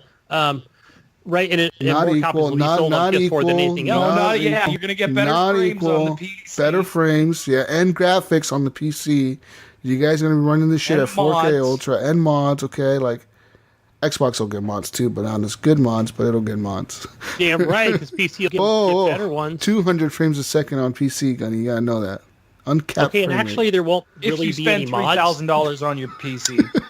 Is you can't put online mods on an online game, or otherwise you'd have to hack into it. Anyway, so yeah, I think I'm not a big Rust fan. Yeah. I never played it, but the gameplay that I've seen and Twitch streams and stuff, I watch a lot of Twitch. It's like, not really. I'm just not into that sort of thing. But I've always liked DayZ. I've always liked this run around, survival. Get loot. Maybe you'll see one player in that area. You can battle it out with that player. There's a zombie here or there. And I think that's what I like about DayZ, and that's why I'm excited for DayZ to come to Xbox. Because, you know, I like that style of gameplay. You know, you're picking up loot, not doing any base building, so that'll be the Rust side of things, where, yeah, you can build a base and, you know, have a chest in there, you know, almost like a Minecraft thing where you've got all your trinkets and doodads and packs, and, you know, that'll be your survival house. People are saying this will be like Ark, the game Ark. That's what people are saying. This is going to be like Ark. Yeah, I don't like the online world where you're building a base with your friends and people can attack your base and you attack other bases. Because that's okay. Fallout 4, right? You've got your base, but it's all AI and it's all randomly generated. Where, these martyrs or whatever will just randomly pop into your base area and start, killing your settlers and trying to kill you. So people are probably thought, man, can we just get this online and have actual real people trying to do this? Yeah, why not? Yeah, like it makes total sense to do that. Yeah, but personally, I wasn't a fan of the Fallout 4 building mechanic bullshit. Like I thought that was the lamest thing. Like even the way they explain it in the game, were like, you build a base, you go do this. I'm like, I don't want to fucking build this. I don't want to do this. I want to just be in this world. I don't want to be managing shit in this world. I want to be in it. And it's kind of like in Skyrim. Skyrim did it right though. Skyrim was fun. Like the house building shit was fun. I love that DLC. I played the fuck out of it. And Fallout was lame. I was like, this is lame. It makes no sense. Why the fuck would I want to build a base? I didn't even bother doing it. I think all I did was I grabbed one of the big mech armor suits. I walked it over to my base and I left it there because I ran out of battery. And I was like, I don't know how to put more battery in it. I don't know what to do now. Fuck that suit, and I left. Yeah. That's what I did too, man. I made like a little garage for my fucking power mechs, and then I just leave them in there, and that's it. Like, what the fuck else do you do? I think you'll be able to do that, right? In just like the way they do in if you've ever watched Rust, I think you can literally like make a little house in little to no time at all. Yeah. I mean, a really small place, really, just enough for a bed and a chest. Like what I'm thinking, like, what's up with all these games coming out recently? Like I mean, well, Conan Exiles was a game preview for a long time, but I mean, like, it seems like a lot of games are copying Ark. But what did Ark copy? Yes. What did that copy? Like, because every game is a copy of a game. Whatever other survival game there was before that, pretty much. There was a lot of them. The Long Dark on the Xbox One. There's that. Yeah. You know what? A lot of those games copied Minecraft. Yeah, that's true. Right. You have a right point. Yes. Yep. You have the exact same UI. You know what I mean? Yeah. The boxes, the like 7 or 8 boxes or whatever that's on the bottom of the screen where you can pick stuff up and you put them in there and that's your inventory and you can scroll through them and use them and blah, blah, blah. And then you got to survive, right? I mean, that was really the first, well, maybe not the first, but one of the first really popular survival games. That's right. There's a bunch on Steam, and then there's The Forest, which my son has actually said is pretty good. He's actually completed it. I've actually heard it's actually really good. I've actually heard GD talking about that game and saying that he really likes it a lot too. Yeah, there's a single player story that you could play co-op with other people. Yeah, I'd like to check that out. That's only on PC though, right? Right. Yeah, I have it on Steam. Well, I have access to his Steam. I have access to that game. Yeah. And I've watched him play it, and it looks. The thing I like about that is, again, just diverting a little bit, is it's got simple building mechanics to put up barriers and build a house and stuff like that. So, yeah, I mean, I'm not too excited because I'm like, great, I'm just not into these kind of games. I want more. I hope it turns out to be more DayZ than anything. I need to go out and I need to find water, purified water. I need to find ammo. And yeah, maybe I will run into 1 or 2 people, not like 10 or 20 that are just going to annihilate me and steal all my shit. I don't want that. So, but we'll see. We'll see next week. We'll see. In other news, let's talk about Xbox real quick. Xbox has got a lot of Star Wars games onto the Game Pass. 4 of them to be exact. They got Star Wars Knights of the Old Republic on there now.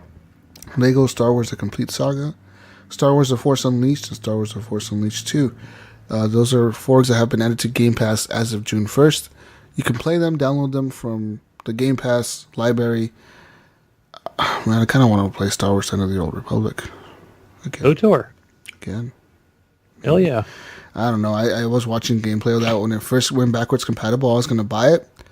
The graphics look so bad. Oh, yeah. It's old, man. It's an old game. The UI looks so bad. This looks so bad. What's going on here? You're going to get in there and be like, wow, this is fucking horrible. sucks. This is the worst thing I ever... But hey, it's But it was free. the greatest thing ever when it came out. You know so what I mean? Cool. It was fucking amazing. Yeah. In other news, let's move on here to PUBG. PUBG has a lawsuit now against Fortnite. And it's pretty much a stupid lawsuit. PUBG Corporation... It's a Korean lawsuit. It's not in North America. Epic Games in Korea in order to protect their copyright. The company contends that Epic's Fortnite Battle Royale infringes upon PlayerUnknown's Battlegrounds copyrighted content. It says here, but the thing is, you can't simply copyright a gameplay mode or genre. You know what I mean? You just can't. Because if you could copyright a genre, but that's not what they're going after them for. Yeah, so pretty much you can copyright assets. You can copyright assets, but a lot of the PUBG assets are simply ones that were purchased from the Unreal Store. Yeah. So, like, it makes no sense. Nobody knows where this is going to go. Well, the thing is they're talking about it like PUBG is using Unreal Engine, right? So they're going to Epic and saying, "Hey, we're having an issue with this. How can we do it?" And they're saying that they're not getting help from Epic because Epic doesn't want to, ruin their shit, Yeah. So they might not be getting back to Bluehole as fast as they would to some other company because, they're like, yeah, that's our competition, even though they're the ones that ripped them off in the first place, right? So I don't know. It's a really weird situation, and like I don't know how Korean law works, let alone American law. So, it's a toss up. We'll see what happens. It says they're suing them for the fact that they have 100 players drop onto a map, for the fact that the guns in Fortnite look like the guns in PUBG. But if you look at the guns, say that. If you look at the guns in PUBG, they look like guns in Counter-Strike Go. Which look like the guns in Call of Duty, which looks like the gun in Battlefield, which looks like the guns in every other fucking shooter, because guns look like guns. That's what I don't understand. That's what I don't understand. Like, it's like, at least in Fortnite, there's wacky guns. You know what I mean? Like, it's not like these are real life guns. They're sort of kind of taken from a real life guns on most occasions, right? But it's not like it's a complete asset steal. Like PUBG is realistic weapons. That's the way the guns look in real life. Fortnite, those guns don't look like they look in real life. You know what I mean? Yeah. Maybe the AK-47, like that kind of looks, similar to an AK-47 in real life. But and the guns, like people are saying that, PUBG, they look like pretty much generic guns that are in every other game and other military games, and pretty much so like, and at least your Fortnite's guns look a little bit unique compared to those, and I agree with that. They have like their own style, I guess. They're guns, but they have their own style. So I don't know what the PUBG lawsuit is really going to go after, and people are saying that it may go after the UI, the way but that's the thing like, is mini-map like, in every UI Call of Duty game. It's the same as Battlefield, the same as everything. Like the UI is. I think it's more like the look at H1Z1. Come on. It's like, there's 4 people standing on, it's like, fuck, what are you talking about? Like, who cares? Every game has a similar UI, like for grouping up and stuff like that. It's like, it's not that similar. But I think they're also saying I don't have the link here in front of me, but I believe they're also saying that they're not getting the support they need from Epic.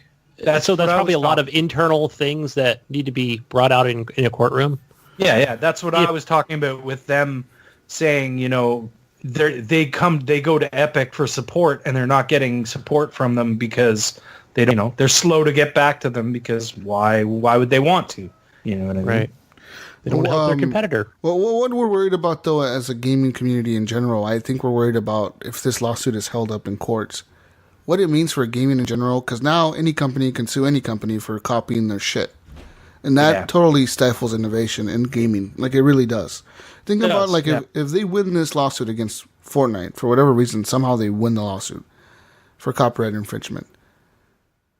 You know for a fact that Battlefield is going to sue Call of Duty. You motherfuckers stole our ideas. Well, how many times Call of Duty is going to sue Android or EA could sue Call of Duty for Medal of Honor, saying you copied Medal of Honor we're suing you. Even though we don't make Medal of Honor anymore, we're suing you because we own the rights to Medal of Honor. You copied Medal of Honor. You need to stop making Call of Duty games. Which then, Bethesda can sue CD Projekt Red for The Witcher. You copied the fantasy world of Skyrim or Oblivion. You have dragons, monsters. You fucking copied our shit. It's an RPG game. RPG games. We own RPG games. You owe us money now. Like, and it would never end. It would never end. It would just be ongoing and ongoing. And I think this is just crap. It's not going to go anywhere. And people have pointed out that Brendan Green, the player unknown, what's his name, Brendan Green. He worked on the Battle Royale on Arma 3 mod, and he also was a developer in H1Z1. He was the one that made their Battle Royale mode. He invented it, kind of like he programmed it. He was a creator of it. And but he broke off and made his own company, like made his own game, right? Like PUBG Corporation made PlayerUnknown's Battle. That's why it's called PlayerUnknown's Battlegrounds, because he kind of made that game because he designed it for somebody else and then realized this is popular. I need to make something. I should do my own thing. And then it became big. And then Epic said, "Oh yeah, we do our own thing with this shit. Yeah, you're making that on our engine. We can do it better. Yeah, woo!" So it's like, and we're gonna build walls and stairs. It's just a big runaround, Mm-hmm. And the thing is he probably got permission to take that when he left. Yeah. You know what I mean? Like. And people are saying, like, if PUBG wins this case, does that mean no other game will be allowed to have 100 players duke it out on a big map? Does it mean that no other game will be allowed to have players jumping out of an airplane, despite players jumping out of airplane spaceships in previous games like Titanfall? You would jump out of a fucking ship to land on the map. Does it mean that... What about Halo? Yeah, totally, man. Like, it all... everything, is like... And then... If PUBG wants to be X and sue Fortnite for this, what's stopping the people who made the Battle Royale movie, The Hunger Games, and The Hunger Games suing PUBG for stealing the idea of The Hunger Games and the Battle Royale movie? Like, right. You guys stole our idea of putting people on a map that closes in and make them kill each other. Nothing is original anymore. You know what I mean? It all came from something. Yeah. Fucking 5 degrees of separation, you know what I mean? Like, so crazy, and people are mad, but we'll see. I think it's not going to hold up in court. I think the Korean courts are going to be like, fuck you, PUBG Corp. Fix your game. You guys are just salty. You can't fix your shit fast enough. Yeah, make your shit free to play, okay? You should. Yeah, and Fortnite is free to play. Yeah. Like a phone, yeah. Like a mobile device. Make it free to play. In other news, PUBG news, PUBG on the Xbox One has gotten a new update which has gone live already. And pretty much, let me talk about it. So it's pretty much an optimization, stabilization update which will will improve elastic accuracy control for character. It will also, prediction-based level streaming has improved. They've also introduced some back-end changes to prepare for an upcoming feature, and in some cases, the game will try to interact with unfinished features, causing the game to crash. That has been removed. Now you can report players. If you have been team killed, you're going to be able to press Y.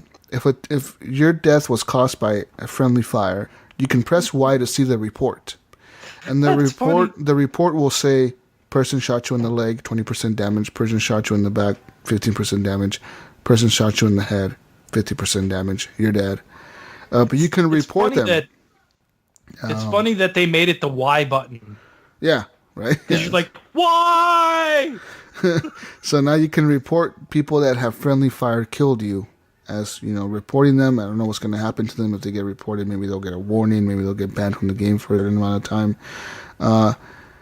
Pretty much. But if the death wasn't caused by a team kill, you cannot see the death report. You cannot see like how much damage you took from another player killing you. That's just, the button won't appear. The Y button is just not going to appear there for you. They've also made improvements to an area in the northern part of the Miramar map to make it a more appealing area. The oasis in the northern area of the map has now been expanded. They've added more car spawning positions to facilitate easy travel in and out of the area. They've also fixed some of the problematic terrain where, like, if you're driving down the mountain and you hit a rock and you fucking fly in the air 10,000 feet. They kind of try to fix that for the most part. They've added extra farming points to loot in the map. They've also added more objects like trees and rocks in the northern part of Miramar to provide some additional options for cover. They simplified some of the interiors of certain buildings to make the game run better. This says here, players can now see the first safe zone while flying in the airplane. So now when you play in PUBG, you're going to be able to see where the circle is going to close in on in the beginning of the match. As soon as you're flying over the map, you can open up your map. Let's say first circle is going to end here. And now, as the end of the match approaches, the safe zone will increasingly favor cities. So, like, it's going to close in on cities more than, like, a middle of a field somewhere. I guess. I mean, that's a cool... You think that's a good thing? I don't know. I like how it was random before.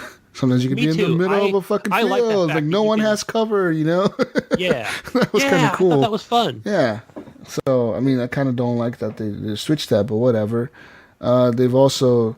fixed some issues related to motorbike crashes, and Game Hub stats will now be shown correctly. These stats will be updated with the unaccounted data with some server-side operation, which might take a bit of time. And that's pretty much it. So, they're making the game run better on the Xbox. That's funny. Because when the PUBG map came out for the Xbox, the new map on May 24th or whatever, last Friday or last Thursday, PUBG tweeted out like, play the new Miramar map on the Xbox platform. Runs better than ever on Xbox. And everybody was like, people were tweeting replying to that tweet saying like, I literally just launched the game and crashed 5 seconds into the map.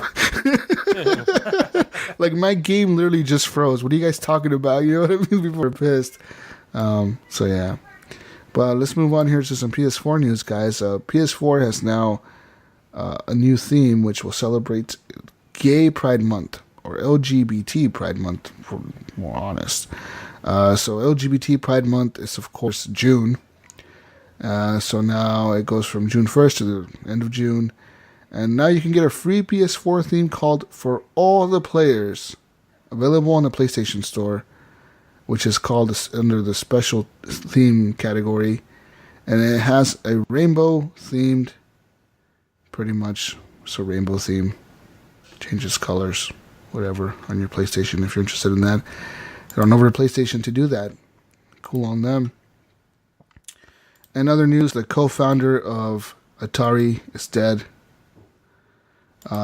Pretty much Ted Dabney, co-founder of Atari and video game pioneer, has died at age 81. Wow. That's crazy, man. So, yeah, pretty much. The old Pong machines and the pizza parlors. Yep, he was a co-founder of that company, Atari, so... Speaking of Atari, I don't think this is in the news, but they're fucking Indiegogo for the Atari what is it, VCS? Atari, yeah, VCS. That shit is blowing the fuck up right now, man. Blowing the fuck up. It's huge. Like people are fucking buying that shit. Really? You know how we all sat here and said fucking no way anyone's gonna buy that? They're at like $2.5 million funded now. Yeah. Wow. I'm looking at them right now. They have over 9,000 backers. Yeah, man. Like I was so surprised. So surprised. Yeah. And that thing is like $300 US. Jeez. Yeah. I'm looking at the People are console. buying that shit. I'm on there. I'm so surprised. Jonathan was right. Jonathan was right, guys. Remember, he kept saying it was going to fucking blow up. It was going to blow up. And we were all like, nah, it's going to just flop like the Ouya did. Yeah. But mind you, when Ouya did their Kickstarter or Indiegogo or whatever, they went through the fucking roof too. Yeah. So we'll see still, you know. We'll see if they're if they're come down to $99. But I wasn't expecting it to fucking blow up like this, man. It's going crazy. But anyways, on with the news. I'm looking at the console. It looks kind of cool, man. Rest in peace, Dabney. Buy this. There's the collector's edition that has the wood paneling, and then the regular edition is just black. Rest in peace, Dabney. The VCS collector's edition or the Onyx edition? Onyx is the black one, and the collector's the wood collector's edition has the wood grain. Yeah. It says here you're going to get an HDMI cable with it, an AC power supply, and a quick start guide. Optional accessories, the classic joystick, and modern controller.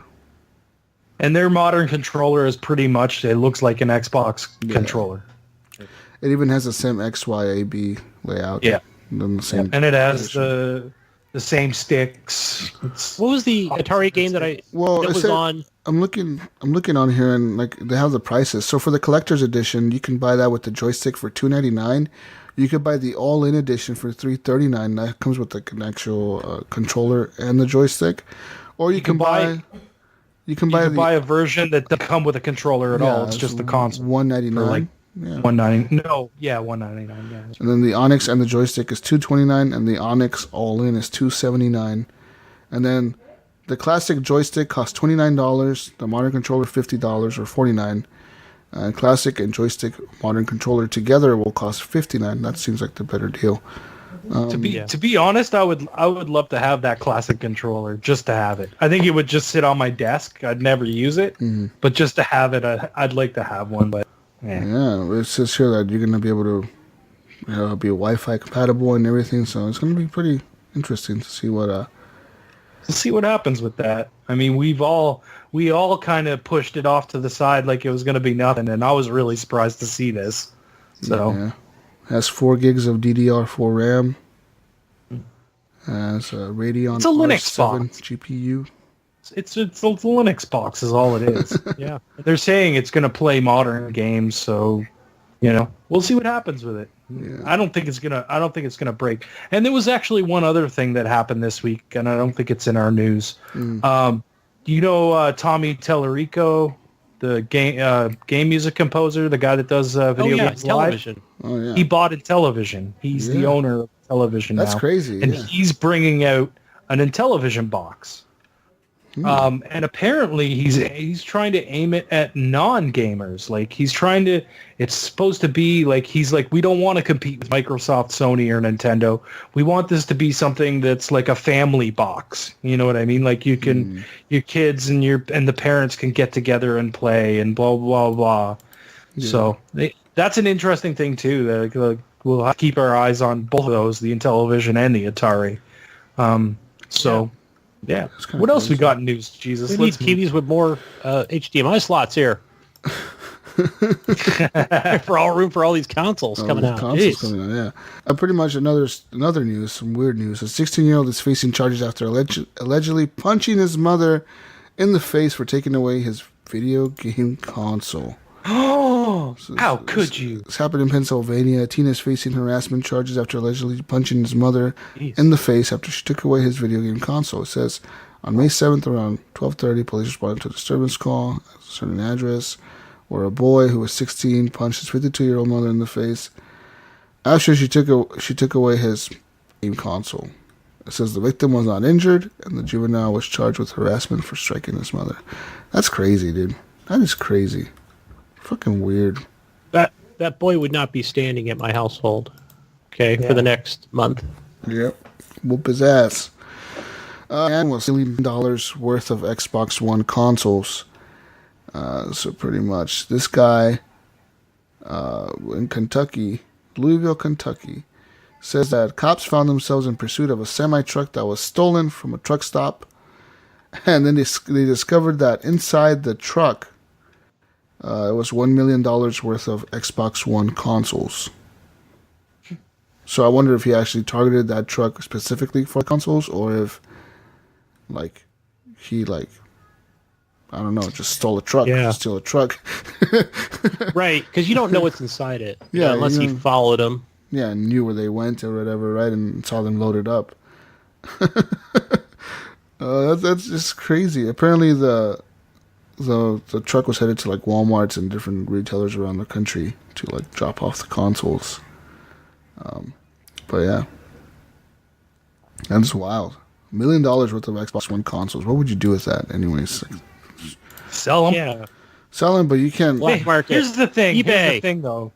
All those consoles have their own serial numbers. Yeah, and they would be banned on Xbox. Right? Yeah, easily. Yeah. I'm sure they can be tracked. So. Yeah. Okay, then I'm going to take them home model ball and then sell them on the black market. Okay. What is that going to do? Yeah, what the fuck? You mod them for. Put all the games on them.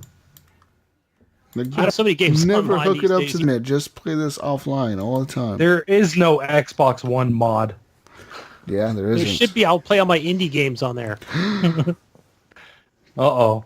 Pretty Sell my much, PC. in other news, GameStop news, Shane Kim, who was a former Xbox executive, has been named the new interim CEO of GameStop while the retailer searches for a permanent replacement in the wake of Michael Mahler's resignation last month. He resigned for personal reasons. How's that for going from one hated company to another? Yeah, so, he went from Microsoft. Apparently, Kim stopped working at Microsoft back in 2011 or 2010. She left Microsoft. She used to work for Microsoft's him or she. I don't know if it's a female or a male. I think it's him. It's Shane Kim. Shane is his first name. Okay. Microsoft's interactive entertainment business before leaving the company in 2010. And since 2011, Kim has been a member of GameStop's board of directors. So, that's pretty wild. They can't seem to hold on to CEOs, can they? No. Yeah. No, wasn't the last guy that's the same guy we were talking about last time that left. Yeah, He's discussing that guy. Yeah. Okay, the guy that lied on his application. I don't know. I can't keep track of these CEOs at this company. I don't know. And in other news, GameStop is starting to post SKUs for different things, different games. So for the big one, I guess, is the Nintendo, but because they have the most of the SKUs that have been posted for them, that means like new titles are coming out. So yeah, pretty much, I think Nintendo had like a dozen of them posted for the Nintendo Switch, so maybe a dozen games coming out soon. Xbox One and the PS4 both had 3 each. But the 3 each were priced at $59.99, $79.99, and $99.99. So like, it could be like a AAA title releasing this year that's gonna have a $59.99 version, $79.99 version, $99.99 version. You know, so like, who knows? But seems like Nintendo might have the most games coming out this fall, which makes sense. I mean, they're trying to build up the library for the Switch, right? So, yeah. In other news, PlayStation 4 firmware 5.5 jailbreak has not been released. You can, if your PS4 is past this firmware, you're fucked because you cannot reverse it. But if it's not, if you buy a PS4 that's before the 5.5 updates, you will be able to jailbreak your PS4 and play games like Horizon Zero Dawn, God of War, and Shadow of the Colossus for free. So, yeah. I'm going to go unplug my PS4 from the internet right now. Don't update, yeah. Oh, shit. But, yeah, that's a big hack. Apparently people have done that, and that's just the news for PS4. See here. Let's see other news for PS4 at E3. Oh, PS4 E3, you can, at certain select theaters around the country, you can go and watch the Sony conference. Oh, they're doing this again, eh? Yeah, at a theater. So there's that.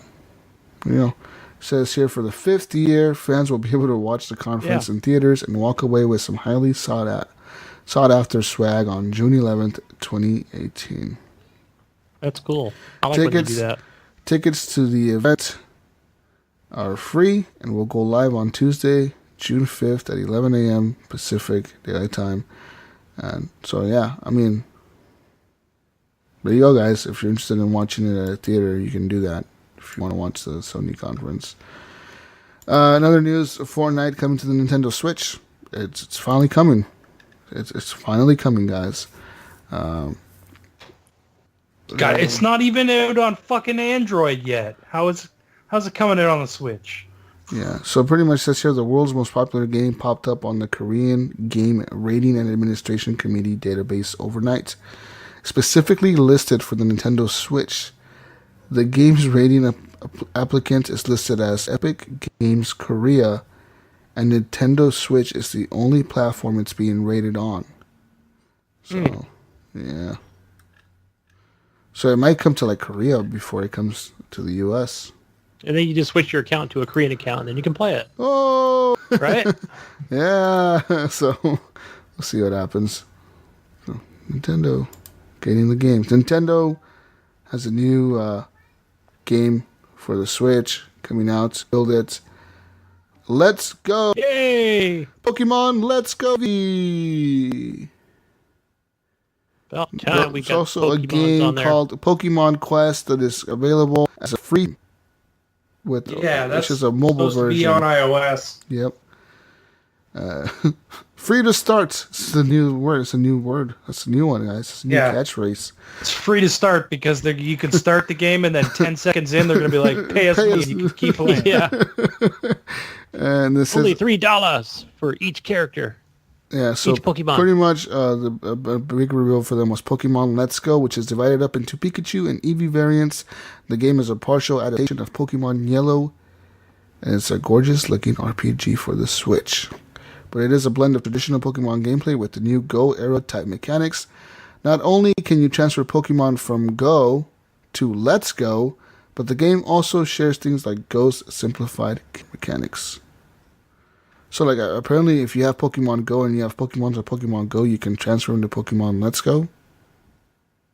Weird. That's what they claim. Yeah, let's get on this, guys. Pokemon fans are going crazy. Let's see, what the fuck is this other news? Here, pulling up more articles. I don't want to read this. I don't want to read that. Moving on to more news. June game releases. Lots of games released in June 2018, guys. What's coming out? So, Elder Scrolls Online Summer DLC or Summer Skin is coming to the PS4 and the Xbox One on June 5th. Onrush coming to the PS4 and Xbox One June 5th. Happy Birthdays coming to the Switch June 5th. A bunch of other games. Yeah, a game called Happy Birthdays? Happy Birthdays. And don't ask questions. Happy Birthdays is coming to the Switch. Go. Download it. On June, how it is. June 7th, Flashback Remastered Edition coming to the Switch. The Banner Saga 2 coming to the Switch. MotoGP 8 Xbox One on June 8th. Vita Games Muv Love Alternative coming to the Vita. Right, the Vita. That thing. The Vita. June 12th. Oh, wow. I didn't know this was coming out. June 12th, Jurassic World Evolution. It's there you go. There you go, Sean Fuller. PS4, Xbox. Dude, might get that, guys. I might build my own Jurassic Park. There you go. On June 15th, the Lego Incredibles game comes out. I think that's pretty much when the movie comes out, right? The new movie, The Incredibles 2. Yeah. PC, Switch, PS4, the Incredibles Xbox One. are fun. I love them, yeah. The Lost Child coming to the Switch, PS4, and Vita. Vegas Party coming to the Switch. Hey, what'd you skip over this one here? What? Because you can't read it. Musinks? Musinks for the Switch. Musinks. Mario Tennis Aces on June 22nd for the Switch. Luminous Remastered for the PS4 Switch. Everything pretty much on June 22nd. And let's go down here. June 26th. The Crew 2 for the PC, PS4, and Xbox One. I didn't know that was coming out June 26th. Yeah, coming soon. That's crazy. Wonder how much Ubisoft's going to talk about that. That's kind of weird. Oh, look at this. A few more weeks. Yeez. 8. Yeez, what, 8? Yeah, Lacrimosa of Dana coming to the Switch. Boy. Oh, my. And then the Crash Bandicoot Insane Trilogy also comes out on the 26th for the other platforms that it hasn't been on yet. Yeah. Far Cry 3. What else we got? Classic Edition. We got another Vita, Psychedela of the Ashen Hawk. Man, all kinds of AAAs coming out that Vita. What the fuck names these titles? Like, guys, we need a name for our game. You know what we should call this game, boss? What? What, Tom? Psychedelica of the Ashen Hawk. I like that title. We're going with that one. Let's go. Run with it. Go. That'll get people to come back to the Vita. Yeah, man. Like, what the fuck? And then Far Cry 3 Classic Edition, also on the 26th. Standalone, because right now you can play it Right now, you can play it if you have the season pass for the Far Cry 5. Oh, can you? Okay. Yeah, people have already gotten that. So a standalone coming out. Is that game enhanced at all, or like it's just like a re-release? I think it's just the same game. I'm sure they'll do something to it. Yeah. Oh, I guess. I don't think they are. I don't think it's remastered at No, all. well, I'm sure Ubisoft will... 360 version. Yeah, but I'm sure they'll allow PS4, Xbox One, like, hey, what do you guys want to do? 4K, you want to add HDR? Yeah. Maybe. And June 29th. There'll be something. Finally, Wolfenstein 2, The New Colossus, is coming to the Switch. Finally. A year later. Was it... Well, when did Wolfenstein release? Last year? The year before? October? Was it last year? No, I think it was the year before. No, it can't be that long. No, yeah, it was last year. It was the end of last year. How did we forget that? It's like one of our most played games and we loved it and shit, and I totally forgot when the fuck it's coming, when the fuck it came out. Like, so weird. Wow. Yeah. That's it. That's it for June. Seems like 2 years ago now. Like, that's how fast time goes by. Yeah, man. Yeah. Well, so what are we getting in June? What are we getting here? Hey, how come you didn't mention No Bunga's Ambition? Or Crash Bandicoot? No one say cares. That? No one cares, guys. God, you. Or Shaq Fu, A Legend Reborn. Okay. Yeah. Or Vampire. Vampire, I've been hearing a little bit about that. I think it's only on PC right now. No one gives a shit about Vampire. But everyone cares about Flashback. Yes. And fucking the Banner Saga for the Switch. Yes. That games that came Oh, yeah, new games. 4 years ago. Switch is an awesome console. It needs games. Have you guys seen the new Assassin's Creed Odyssey trailer? This says the guy that sold his Switch. Oh, I saw a tweet, but I haven't seen it. You guys haven't seen the Assassin's Creed Odyssey trailer? I No. watched it. Trailer. It was like 2 seconds long. It was a like Buddy teaser. kicks the other guy off the fucking mountain and it ends. Ooh, I bet it's a continuation of, like, now the Romans will be fighting. I bet you a continuation of Assassin's Creed Origins. I bet you it's the chick. Really? You are Aya, Bayek's wife, in fucking Rome. Fucking shut up. Because that's where she was headed after. Spoilers! That's where she's headed after the game ends. Yeah. She leaves Bayek at the end of the game, guys. I don't give a shit. I'm spoiling the fuck out of this now. She leaves Bayek at the end of the game. She leaves him because she's like, I need to go, my love. And he's like, you must go and spread the brotherhood everywhere. We need to build a brotherhood. Yeah, I'll kind of Spoilers! but Spoilers! they get a divorce.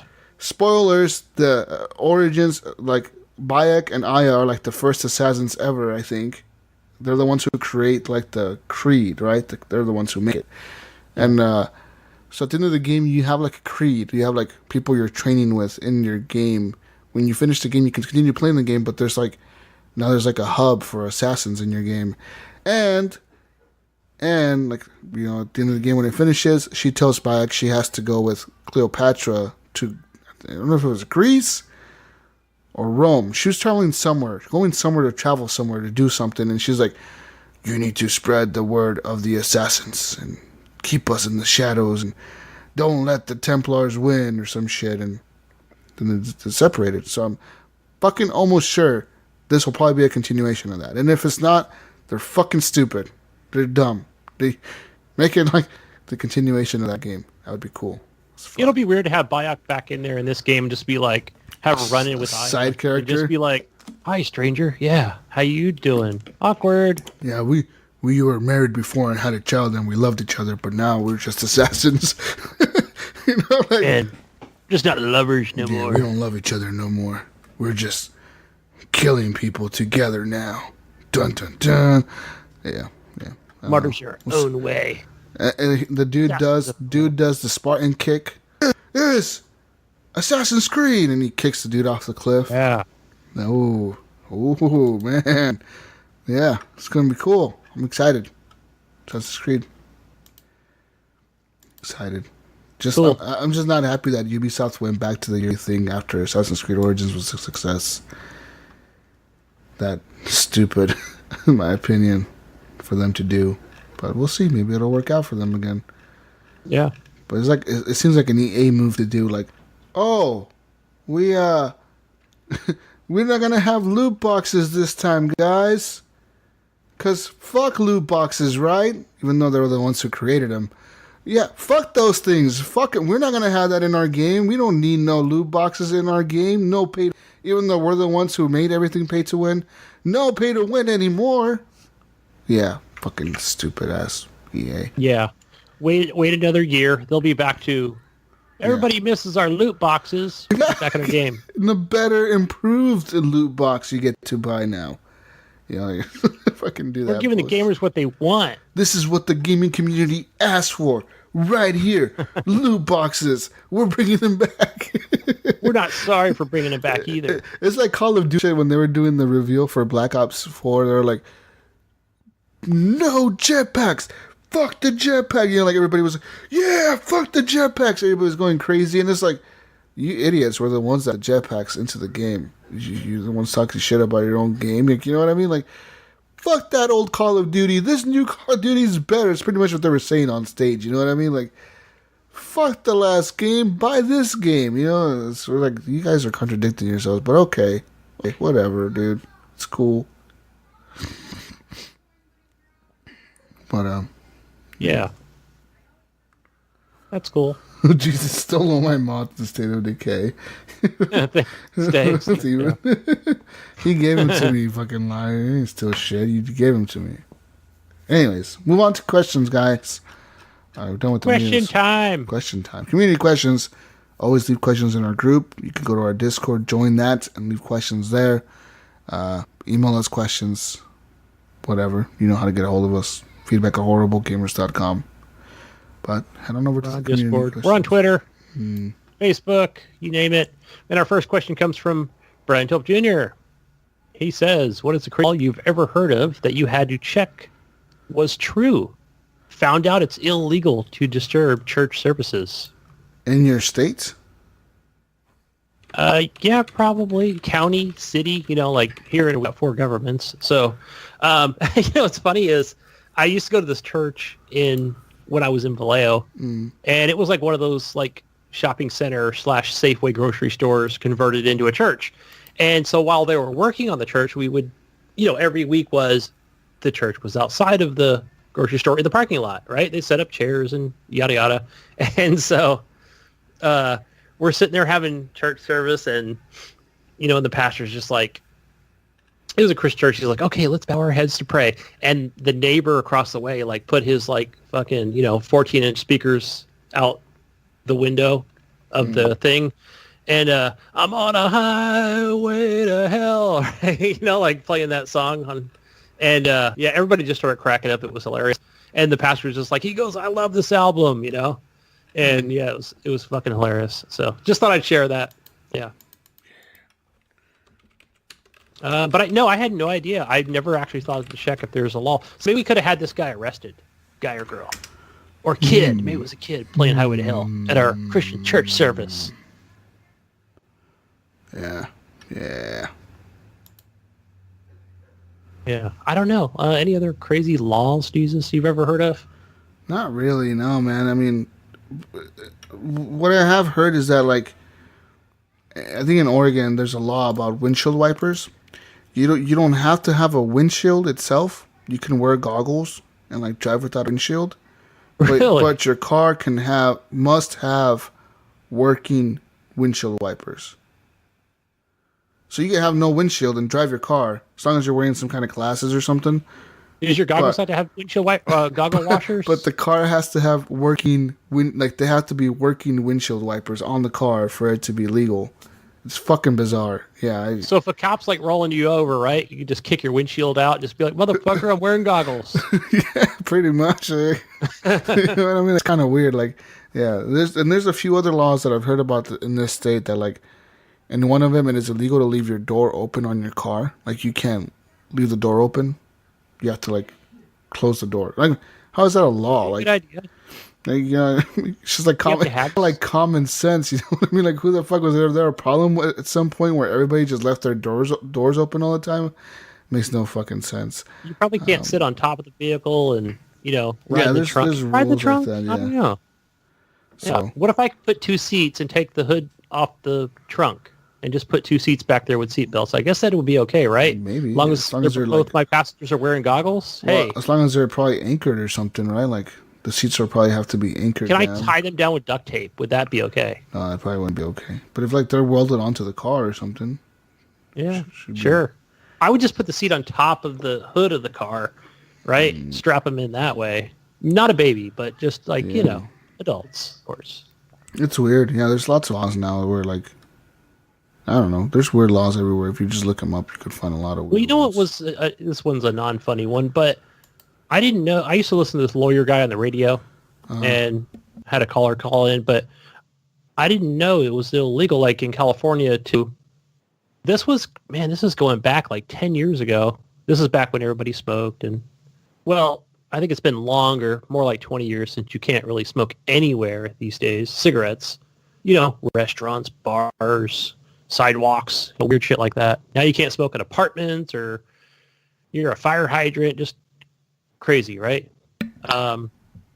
But you can't smoke in the car with kids. Not that you should anyway. Yeah, you can't do that. Yeah, no, you can't do that either. That was an actual law. Yeah, like a guy got pulled over. He's like, "What's the problem?" He's all, "You're smoking in the car." Yeah, we got kids. That's illegal. So, yeah, a lot of people. But you can go know. home to your house and smoke in their bedroom. That's you can smoke in your house, but you can't smoke in a car with kids. Yeah, that's law in Oregon too. You can't do that. No idea. Yeah, we have the same laws up here too. Yeah. Smoking in a car with kids. I remember like all the time growing up, people like adults smoking in the car. I just remember that.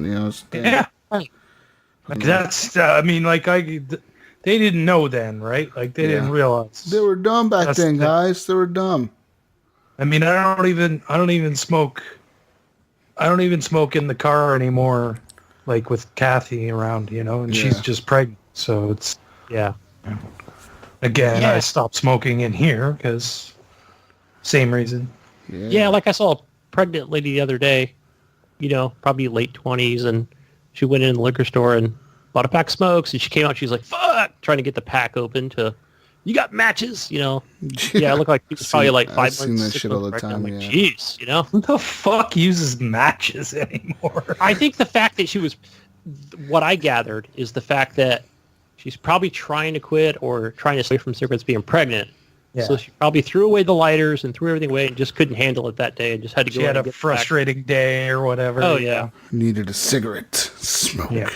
And I kind of glanced over at her as I'm offloading my truck, and she's looking at me like, what are you looking at? You're fucking smoking. You should. Yeah, I'm pregnant. Fuck off. I'm over there offloading like pallets of liquor and vodka and, like, don't look at this. You don't need this. Guys, I just saw Jonathan Hall posted a picture on Facebook group, and it's Vanquish and Super Mega Baseball side by side, and the covers are exactly the same. Really? Yeah. Just take a look. Oh, they're both sliding. Yeah, they're both sliding. Yeah. And then it's like, are they gonna sue? Or is fucking Sega gonna sue? Super Mega Baseball, whoever the developer is for that, for having the same cover. Can't slide in baseball and put that ever. That was a good one. Next one for Brian Telpter. What's the longest you have gone without turning a system on? A console? Maybe a Vita? Recently, when I went to Mexico. So 7 days. Without turning the system on at all? Or does he mean like I don't touch my PS4 for a month or whatever? No, I think he means just in general. Yeah, because my PS4, holy fuck. How long? God of War came out. Yeah. You ever just pulled out a console and does this thing still work? Where's the power cord? There it is. I don't know, man. Hey, it still works. A few years. I don't know. What? Yeah, maybe a few years. There was a time. There was a time where I stopped gaming. No, for like a year, maybe. Yeah. I just stopped gaming. I just not gaming for a year. Like just stopped. No, not really. I'm lying. I did a game. What the fuck? Like, I don't know. Probably. I could think of like how long. The way I look at the question is, he's talking about like how long have you not turned on a system that you owned, but you just never turned it on? And that's a long time for me. You know what I mean? Because I just own shit and never turn it on. I just leave it there. But then I get rid of it nowadays, so I don't know. Yeah. Yeah, probably my 360 where, maybe gone, Like he says, for example... 3 months. He says a system in general. He says he hasn't turned on his Xbox in 3 weeks. My Switch, dude, I didn't turn that thing on for 4 or 5 months before I sold it. I mean, 4 months. my Switch I haven't turned on. Yeah, I haven't turned it on since Mario Odyssey. Yeah. So, it's a long time. You know what I'm saying? I think, because there's other times where I had, what was before the Vita? The PSP, right? Yeah, PSP. And I would actually play that quite often, and then it would just lead up to, okay, I'm selling it. Or, yeah.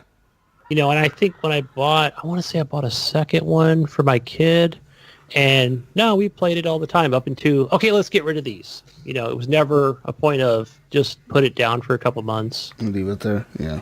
Yeah. But see, I had this thing, again with, I like some of my retro stuff, so I will turn on the 360 and play some Guitar Hero. The 360 retro, man, it's just last gen. Yeah. Yeah, but hey, I still have it hooked up. I've got room for it in the living room, so it's there with another Xbox One console. My 360 is sitting in a bag right behind me. Sell it, Ryan. Sell it for $10. I almost got 35 for it, but EB wouldn't. EB, get this. EB Games would not take it in because my controller had a battery pack and I didn't have the original battery cover for the controller. Yeah, it's not a complete thing. They can just pawn off to the next person. They were going to give me $35 for it. What? Yeah. Whatever. Next question, Gunny. Yeah. Next one. Epic Eric Smith. He says, with the success that Sony has exclusive games, do you think Microsoft will try to get some exclusive single-player story-driven games? Yes. Yes. I think yes. Here he... Definitely yes. That's it. That's all we have to say about that, because, it's a yes. Yes, I would say yes. They already said that they're Fables. trying to do that stuff. So it'll be a single-player RPG game. It'll be fine. I think with the success of Microsoft that Microsoft's had with backwards compatibility and game services such as Game Pass, do you think Sony will have their own similar service for PlayStation 5? No. Yes, backwards compatibility. Yes. Think so? You think? Well, you know what? Well, no, like Game Pass. Not Game Pass. If they could somehow, they could try to pivot PS Now to a Game Pass type service, maybe. It's just the fact that the streaming latency is so bad on that like it'll be impossible for them to do it. Like if they own what Microsoft owns with Mixer on our problem with that, Jesus, is that they spent so much money acquiring Gaikai that they need to make that money back somehow. But listen, they can lower the price. They will never be able to do that. They just won't. They should take it as a loss. They should take it as a loss. And if they would have wanted to do that, they should have bought out Beam Interactive when Beam was making the FTL streaming. They should have bought that. They should have been before Microsoft like, hey, we're buying this. It's going to be more of an investment for us to buy this. We're going to invest more money into our PS Now that's failing. But with this technology, we can bring it to the games and have games stream with like zero latency almost. Slight latency. But it'll be fast enough that you can stream games pretty much, like, on par, whatever the fuck you're streaming it off of, a server, computer, whatever the fuck you're playing it on. It's just there. It'll work. But they never did that. Their service is shitty because it's a lot of lag there, and they needed something to get rid of that lag. I don't think they still haven't figured that out. I don't know. I haven't tried it recently, but when I did try it a few years ago, it was bad. Yeah, but don't you think they should just at least bring that price down? What is it? They 20? shouldn't. They bring it down to $10. The problem is nobody's signing up to it. Keep the Gaikai, right? Because they paid an ungodly amount of money for that. keep it there, right? If they can't figure out how to bring one thing they could do, but compatible on there. But like Eric is saying, one thing they could do is totally pivot, like Microsoft has to say, Sony exclusive titles for the PS4 will be available on PS Now. Day one. I don't see them doing that. Day one. Available. I don't see them doing that. They sell way too many. They have way too big of a base. They have way too many people that they can sell those games for $60, dude. They're not going to do that. Microsoft is doing that, trying to pull people to their platform. Sony will not do that. No. I don't think. Maybe. You never know. I mean, Eric did say for the PS5, I totally see backwards compatibility. You're not going to buy a PS5. I see backwards compatibility with PS4. Yeah, you're not going to lose PS4 games. Maybe even PS2 games and PS1 games. They'll be like, it's all there. Fuck it. Makes PS3 is really hard. Yeah, you know what they I had mean? their own processor shit. They had a different processing system. They were doing cell processors and all that shit, and they thought it was going to be the future, and it turned out not to be at all. So, you know, yeah, it's all the CPU and everything. Yeah. Remember the guy, from Sony who's not, I don't even think he's with them anymore, but he was like, why do we need to bring old games to the PlayStation platform? Pretty much means we can't do it. So, yeah, I think with PS5, they're going to have that technology to bring these games. It's stupid not to have it, because Microsoft could just release a console and be like, we got the new Xbox, and guess what? All the shit you own on your Xbox One X or Xbox One S or Xbox One or whatever, it's all here too. And that'll be a big selling point for them. They know they have to do that, and they will do it. Yeah. They're not dumb. They're going to do it. These marketplaces from now on have to move forward. Mm-hmm. Yeah, it has to be a thing. Especially with digital purchases, they can't be Nintendo and lock you to the past, resell you the past. If they're not going to let you sell your digital purchases, they at least need to fucking push them forward. Yeah, so bring them with you. I see that happening. I see being able to play PlayStation 4 games on PlayStation 5 whenever it comes out. And the thing is now everyone's on this whole, PlayStation 5 is coming. Guys, it's not coming. You got 2 to 3 fucking years before that's going to hit shelves. Yeah, I 2 to 3 totally agree. I think they'll announce it at 2020, or tease it, and it'll be out by 2021. I think that's what I'm thinking. I don't think it'll even be out by 2020. I think it'll be out fall. I say 2021. I say 2020 fall at earliest. But I agree with you, Jesus. I'm thinking it's even further than that. Yeah, but if they really doing so well with push right for it, then I think 2020 fall would be a good time. But I still see it being later than that even. I say 3 years. I say 3 more years of PlayStation 4 before you're going to see anything else. 2021.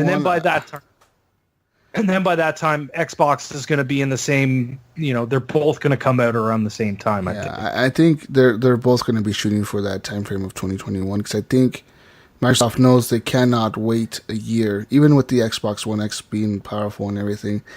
They cannot be outpowered, and they cannot let Sony come out first, because even if they get a year head start, that's it for Microsoft. They're fucking done. They're not going to be able to catch up.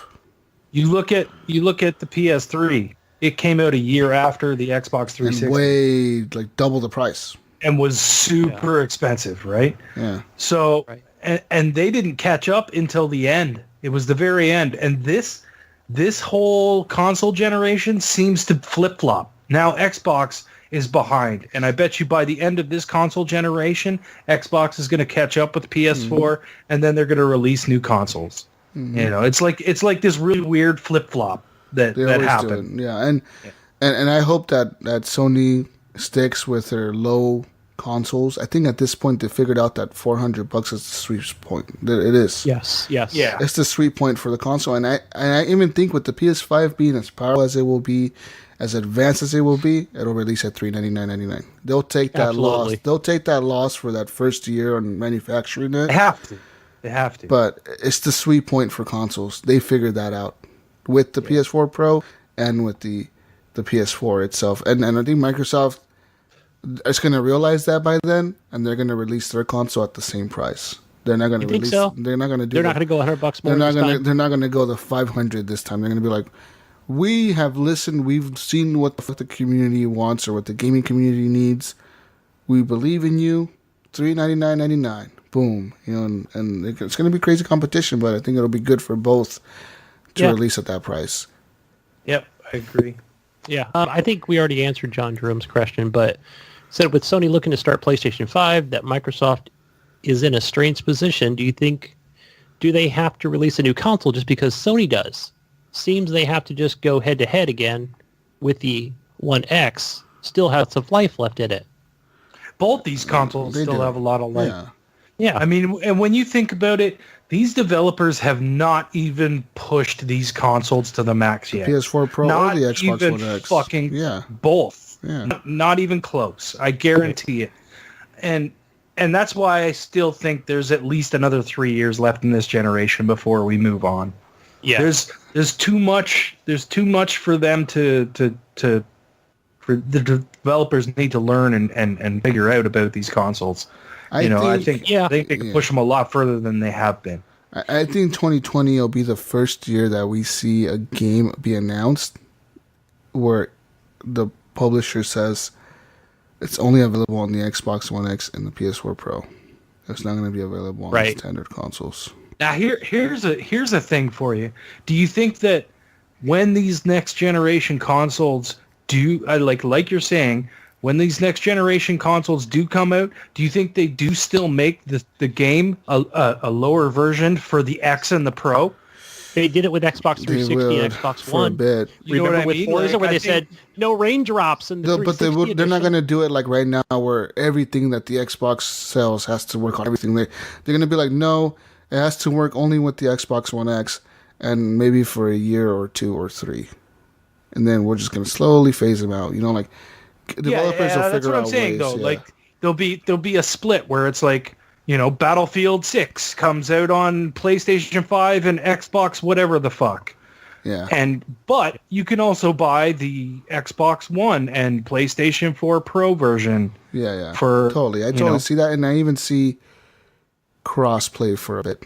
But the new console versions are 8K enhanced. Yeah. But I even see cross-play coming into play with that or something where they're like, the new consoles will be able to play with the old consoles too. The new consoles will run at 240 frames per second. Exactly. That'll be it. Yeah. It'll be something stupid like that where that's the old console will be like, how do I keep dying? I got the beat on them. Oh, this guy's man. Get a new Xbox 2. Xbox One Plus. What are they going to call the new Xbox? Who knows? Xbox One X Plus. I think they're just going to go back to Xbox. I honestly think that the next console should just be called Xbox. What is this? They're going to totally screw the original Xbox. Xbox. It can't be called Xbox One. Can't be called just Xbox. What do we call the original Xbox now? Old shit. Original Xbox. Yeah, original Xbox. This is called the Xbox or Xbox. That's what they'll go with. But PS5 still be PS5. Next one. David Snyder says the PvP in Ghost Recon Wildlands is the best competitive game mode out there. Do you guys agree? Nope. Dave, have you played Rainbow Six Siege, buddy? You're right, because I was going to say, Dave, how could I say that game's better? I would say it's more popular. At the moment, it will never ever be a Rainbow Six Siege clone. More popular than Siege? It will never. It will never. It will never be a Siege mode. More competitive, Dave. I'm gonna have to say sorry. Not because I play that game better, but just from watching Twitch streams.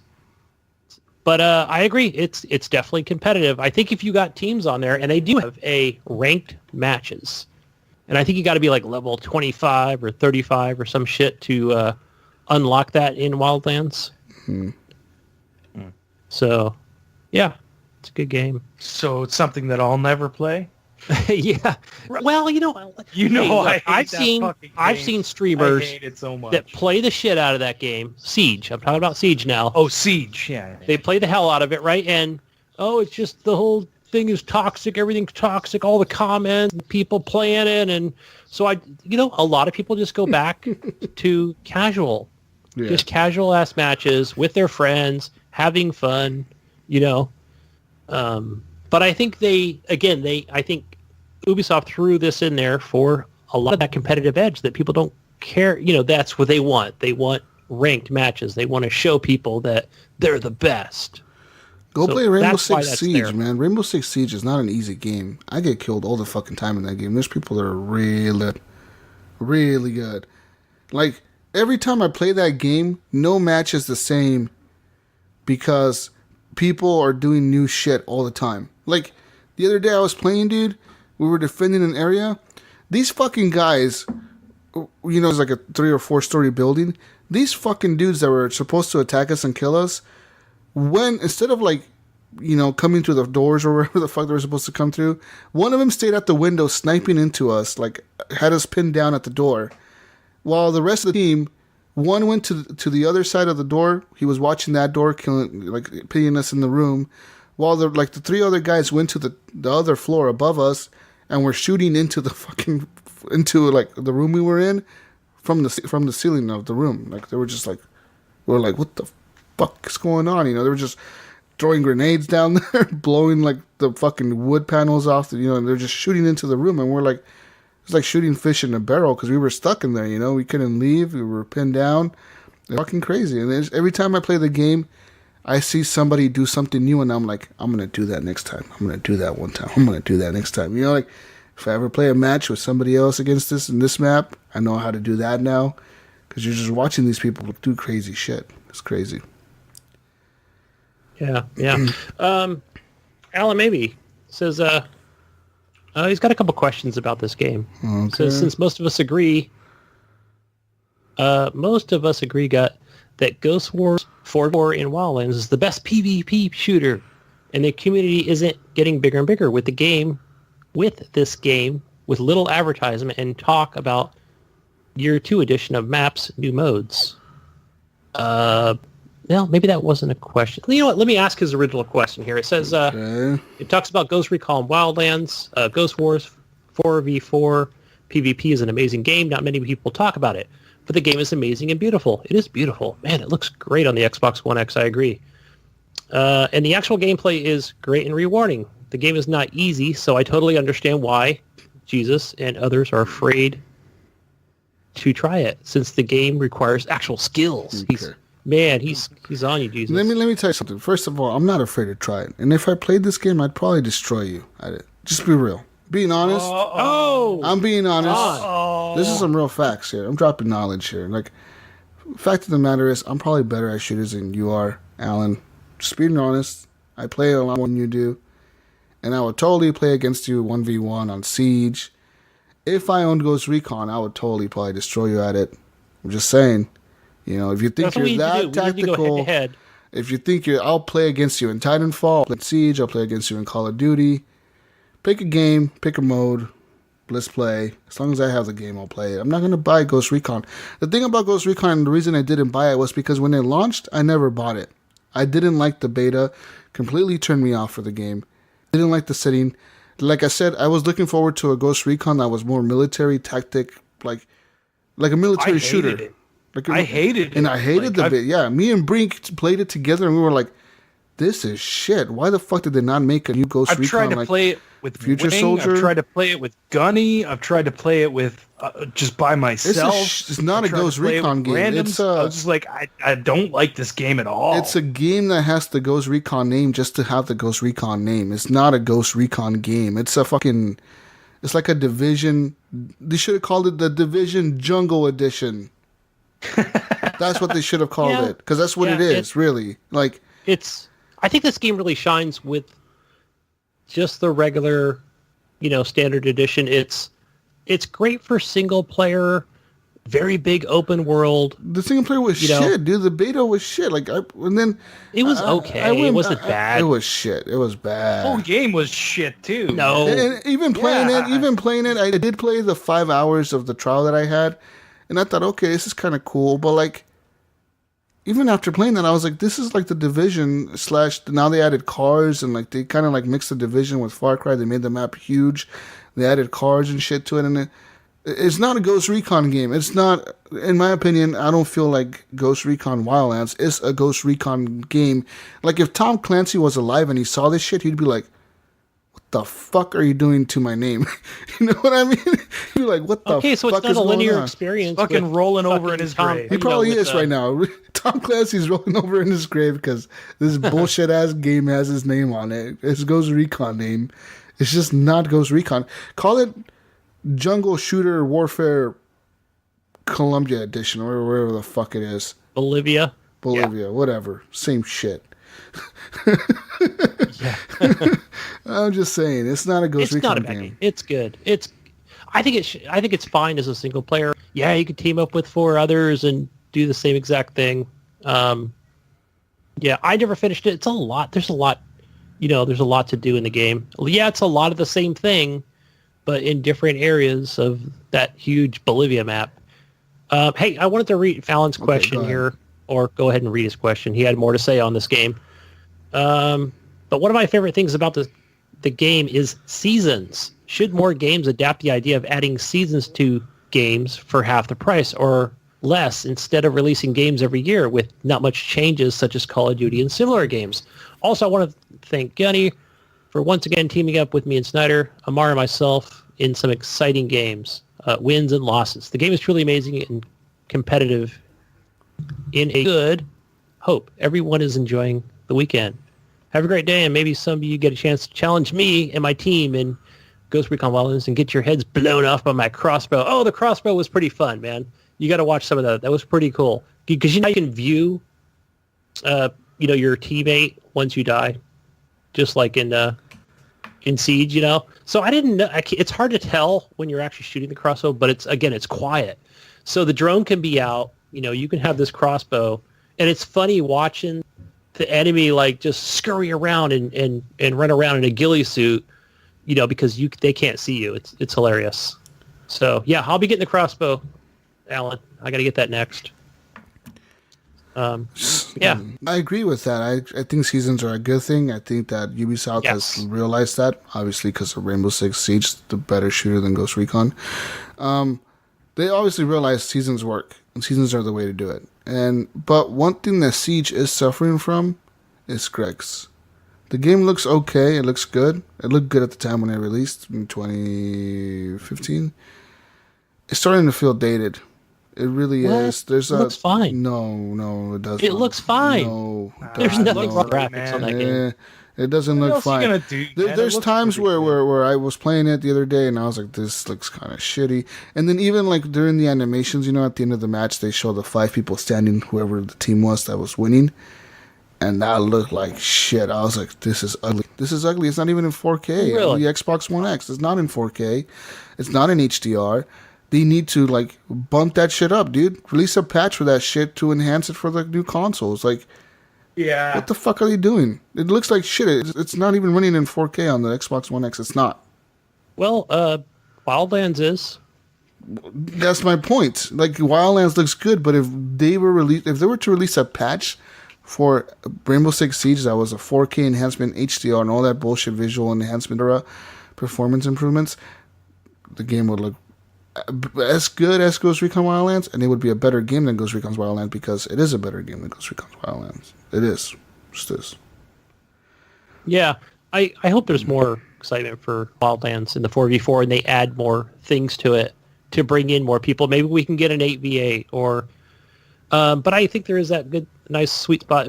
With the size of the maps in this game, I think it is perfect for 4v4. So, yeah, seasons, I think they're a great thing.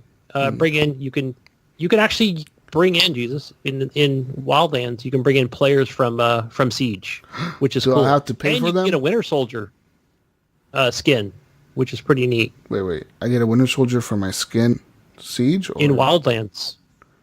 Yes, and you can bring Siege Isn't it in the operators fucking... Why would I want a Winter Soldier skin? Isn't it in the fucking jungle, desert? That's true.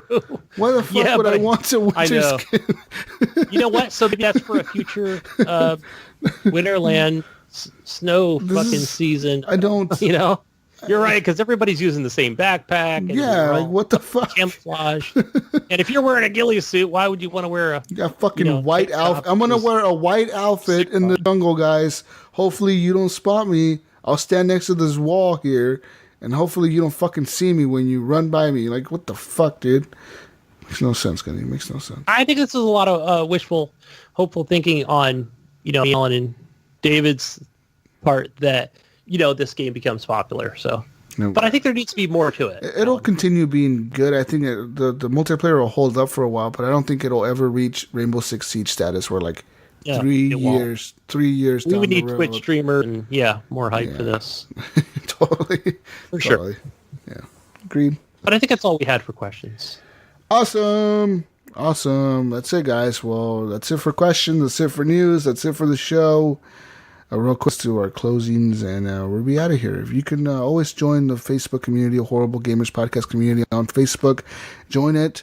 We go live. We post in there when we're live. You can watch us there. You can go to Twitter. Follow us on Twitter @_HorribleGamers. Leave us a review on iTunes if you like the show. If you don't like it, let us know. Feedback@horriblegamers.com is our email address. You can email us questions that you have for us, suggestions for the show, all that good stuff. We take it into consideration. Believe me, we really do. And shout out to our Patreons this week. Patreon.com/HorribleGamers. You guys are awesome. Thank you for keeping the lights on over here and keeping the show going. And big shout out to our music composers, Fowler and Twistex, and Broke for Free. Night Owl is their song for the outro. You're going to hear it right now. You're probably starting to hear it anytime now. You can find me on Xbox Live, gamertag Jesus Walks a Lot, and I'll be playing more State of Decay. I want to try to finish the Plague Hearts in the Valley and start a new game plus. Yes. I think that sounds interesting. I'll be playing some real shooting game like Rainbow Six Siege probably this week. If Alan, the challenge is out there, man. If you want to play me 1v1, I'll play you. I want to say, I think what we should do. This has to be streamed.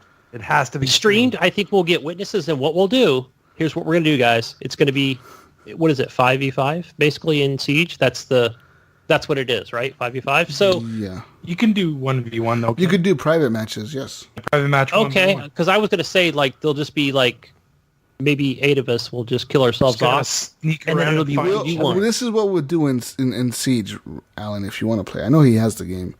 We'll do 1v1, recruit, with a class we have to pick, recruit, because he has no abilities, right? None of that bullshit abilities. Yeah. And we'll pick the same loadout.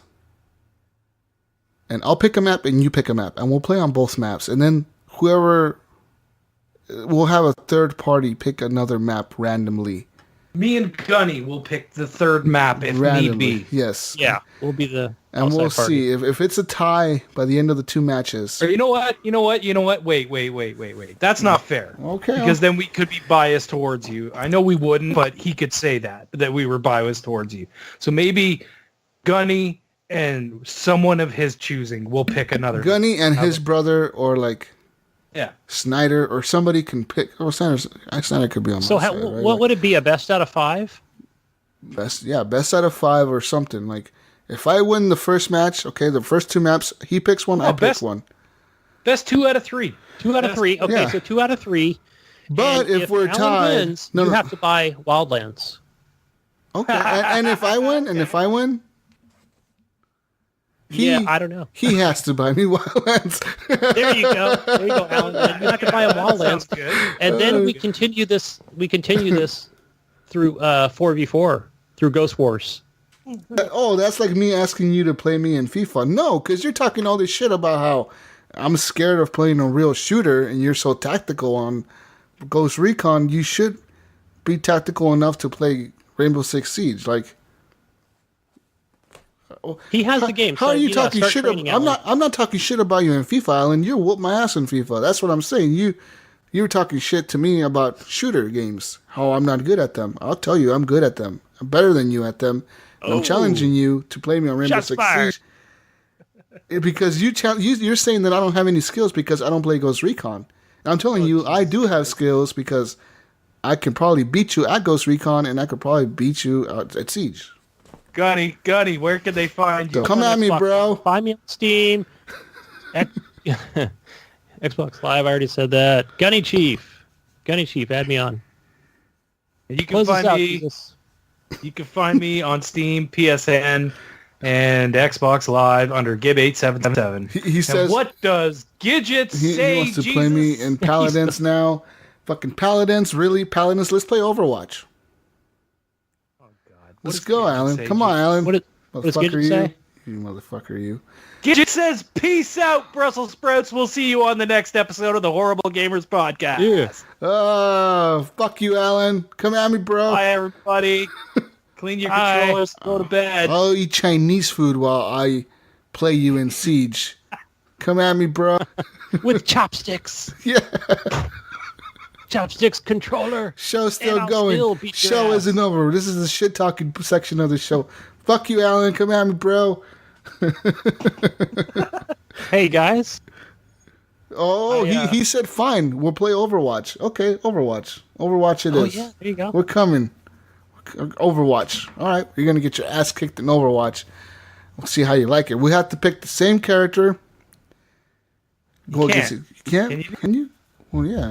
Similar. How about a similar? Oh, yeah. I guess if you're on the same team, you can't pick the same character. Well, yeah, but we won't be on the same team. We'll be 1v1 private match. So. Can you 1v1 in Overwatch? Well, there's private matches, custom matches, I think. So, yeah. I'm sure we can. We'll both pick like a class, and then we'll see who's better. You pick one map, I'll pick one map. You, Gunny, and whoever's on your side will have to vote together to pick a map. And Gunny, don't be a fucking... I don't want Gunny representing me. I want Ryan representing me. Ryan will not be a pushover. Gunny will just be like, okay, yeah, that map sounds good. I know. I've seen a lot of collusion with me playing with I Alan. have no idea about any of the Overwatch maps. Oh, fuck. I need someone who's good at... Evan to knock out my Overwatch button. There you go. Alan's in the chat. Or, yeah, Evan's in there. Evan, guys. Bye. Bye. Shit. Start your recording. The recording has started. Ooh, start your recording now. I'm getting in the zone. You must start recording now. Now you record. Start. In the zone. Ooh. Where are we? What are we doing? Record show now. Record show. Recording the Horrible Gamers podcast. It's a podcast. Oh, it's a podcast. You're gonna listen to it because it's a podcast. Everybody come and watch the show. Trying to get the right tone here. I hate to just sound like this on the show. Just talk like this the entire time. It's okay, got it. I know, but don't be as monotone. You should just do the whole show that way. That would get more listeners. I think everyone would really like it if we did the entire podcast like this. They just said we're two wild and crazy guys. You need to guys. Down. Hey guys, welcome to the Horrible Gamers podcast. Yeah! Excited! I have Jesus and Gunny with me, and we're gonna talk about video games. Okay, I played. Let's get this started, guys. You played Gunny. video games. I played video games. Wait, you played video games. Let me tell you what we I was playing. We all played video games, and then we stopped playing the video games. We like video games. We do. It's our hobby. We have fun playing video games. Jesus, do you like to play video games? Yes. That's great. Can we talk about board games? What the fuck's going on right now, guys? This is the show. We're gonna do the entire show like this. We're trying a new format. I'm going to be the host this week, Jesus. Welcome to the Horrible Gamers podcast, episode number 206. Ryan, tone it yes, down a bit. Tone it down. No, watch Am your tone. I getting too excited? I'm sorry, Gunny. You're fired, Gunny. You're fired. Guys, I'm fired up. This is Gunny's last show. Yeah. Gunny's last show. We need a replacement for next week. Wait a minute. No, I'll be on. We need people to come and do the E3 stuff with us because Gunny's not going to be here. I'll be here next Saturday. No, you won't be here. He won't be here. Actually, I'll be here for both shows. I just won't be here for E3. I'll be doing the Far Cry 5. E3 is more important. Yeah. E3 is next week, Gunny. Right, so when the Xbox show starts, I'll be I'll be headed to Montana. You won't be here. You're fired. We won't be here. It doesn't matter. No one cares. I'll be in the chat. No, we're gonna ban you from the chat. You're not in there either. I get permaban. Blocked. Gunny, you're gonna have to go suck up to Wing. Maybe you can get on TXL. You know what? That's it. I'm moving over. Ryan, you need to stop leaving me alone with Gunny on this. He sucks at I know. I was watching you. He sucks at interacting with the audience. Yeah. Probably all the audience is probably gone by now. No, Chris we got still 6 here. people. Jesus Christ! We got Chris. We got John Jerome. Impressed that the people actually sat through Gunny's bullshit for the last 10 minutes. I would have left. I would have been like, "Fuck this lame shit. I'm leaving." What the fuck? You're the one that fucking muted yourself. Well, I did because I fucking don't want to talk. I'm reading the news. Yeah, every time you asked me to go join Stand of Decay, I was like, fucking... Fuck you, Gunny. You're a fucking asshole. I would see you playing, and then you would fucking ignore my invites, you dick. You know what? So when I was playing, I wasn't even on Facebook. You're lying. And the other thing too is, Jesus, I would invite you. I would be like, Gunny, send party invites. You know why I didn't see it? Oh, yeah. I'm on PC. Playing on PC. Yeah. Stupid excuses.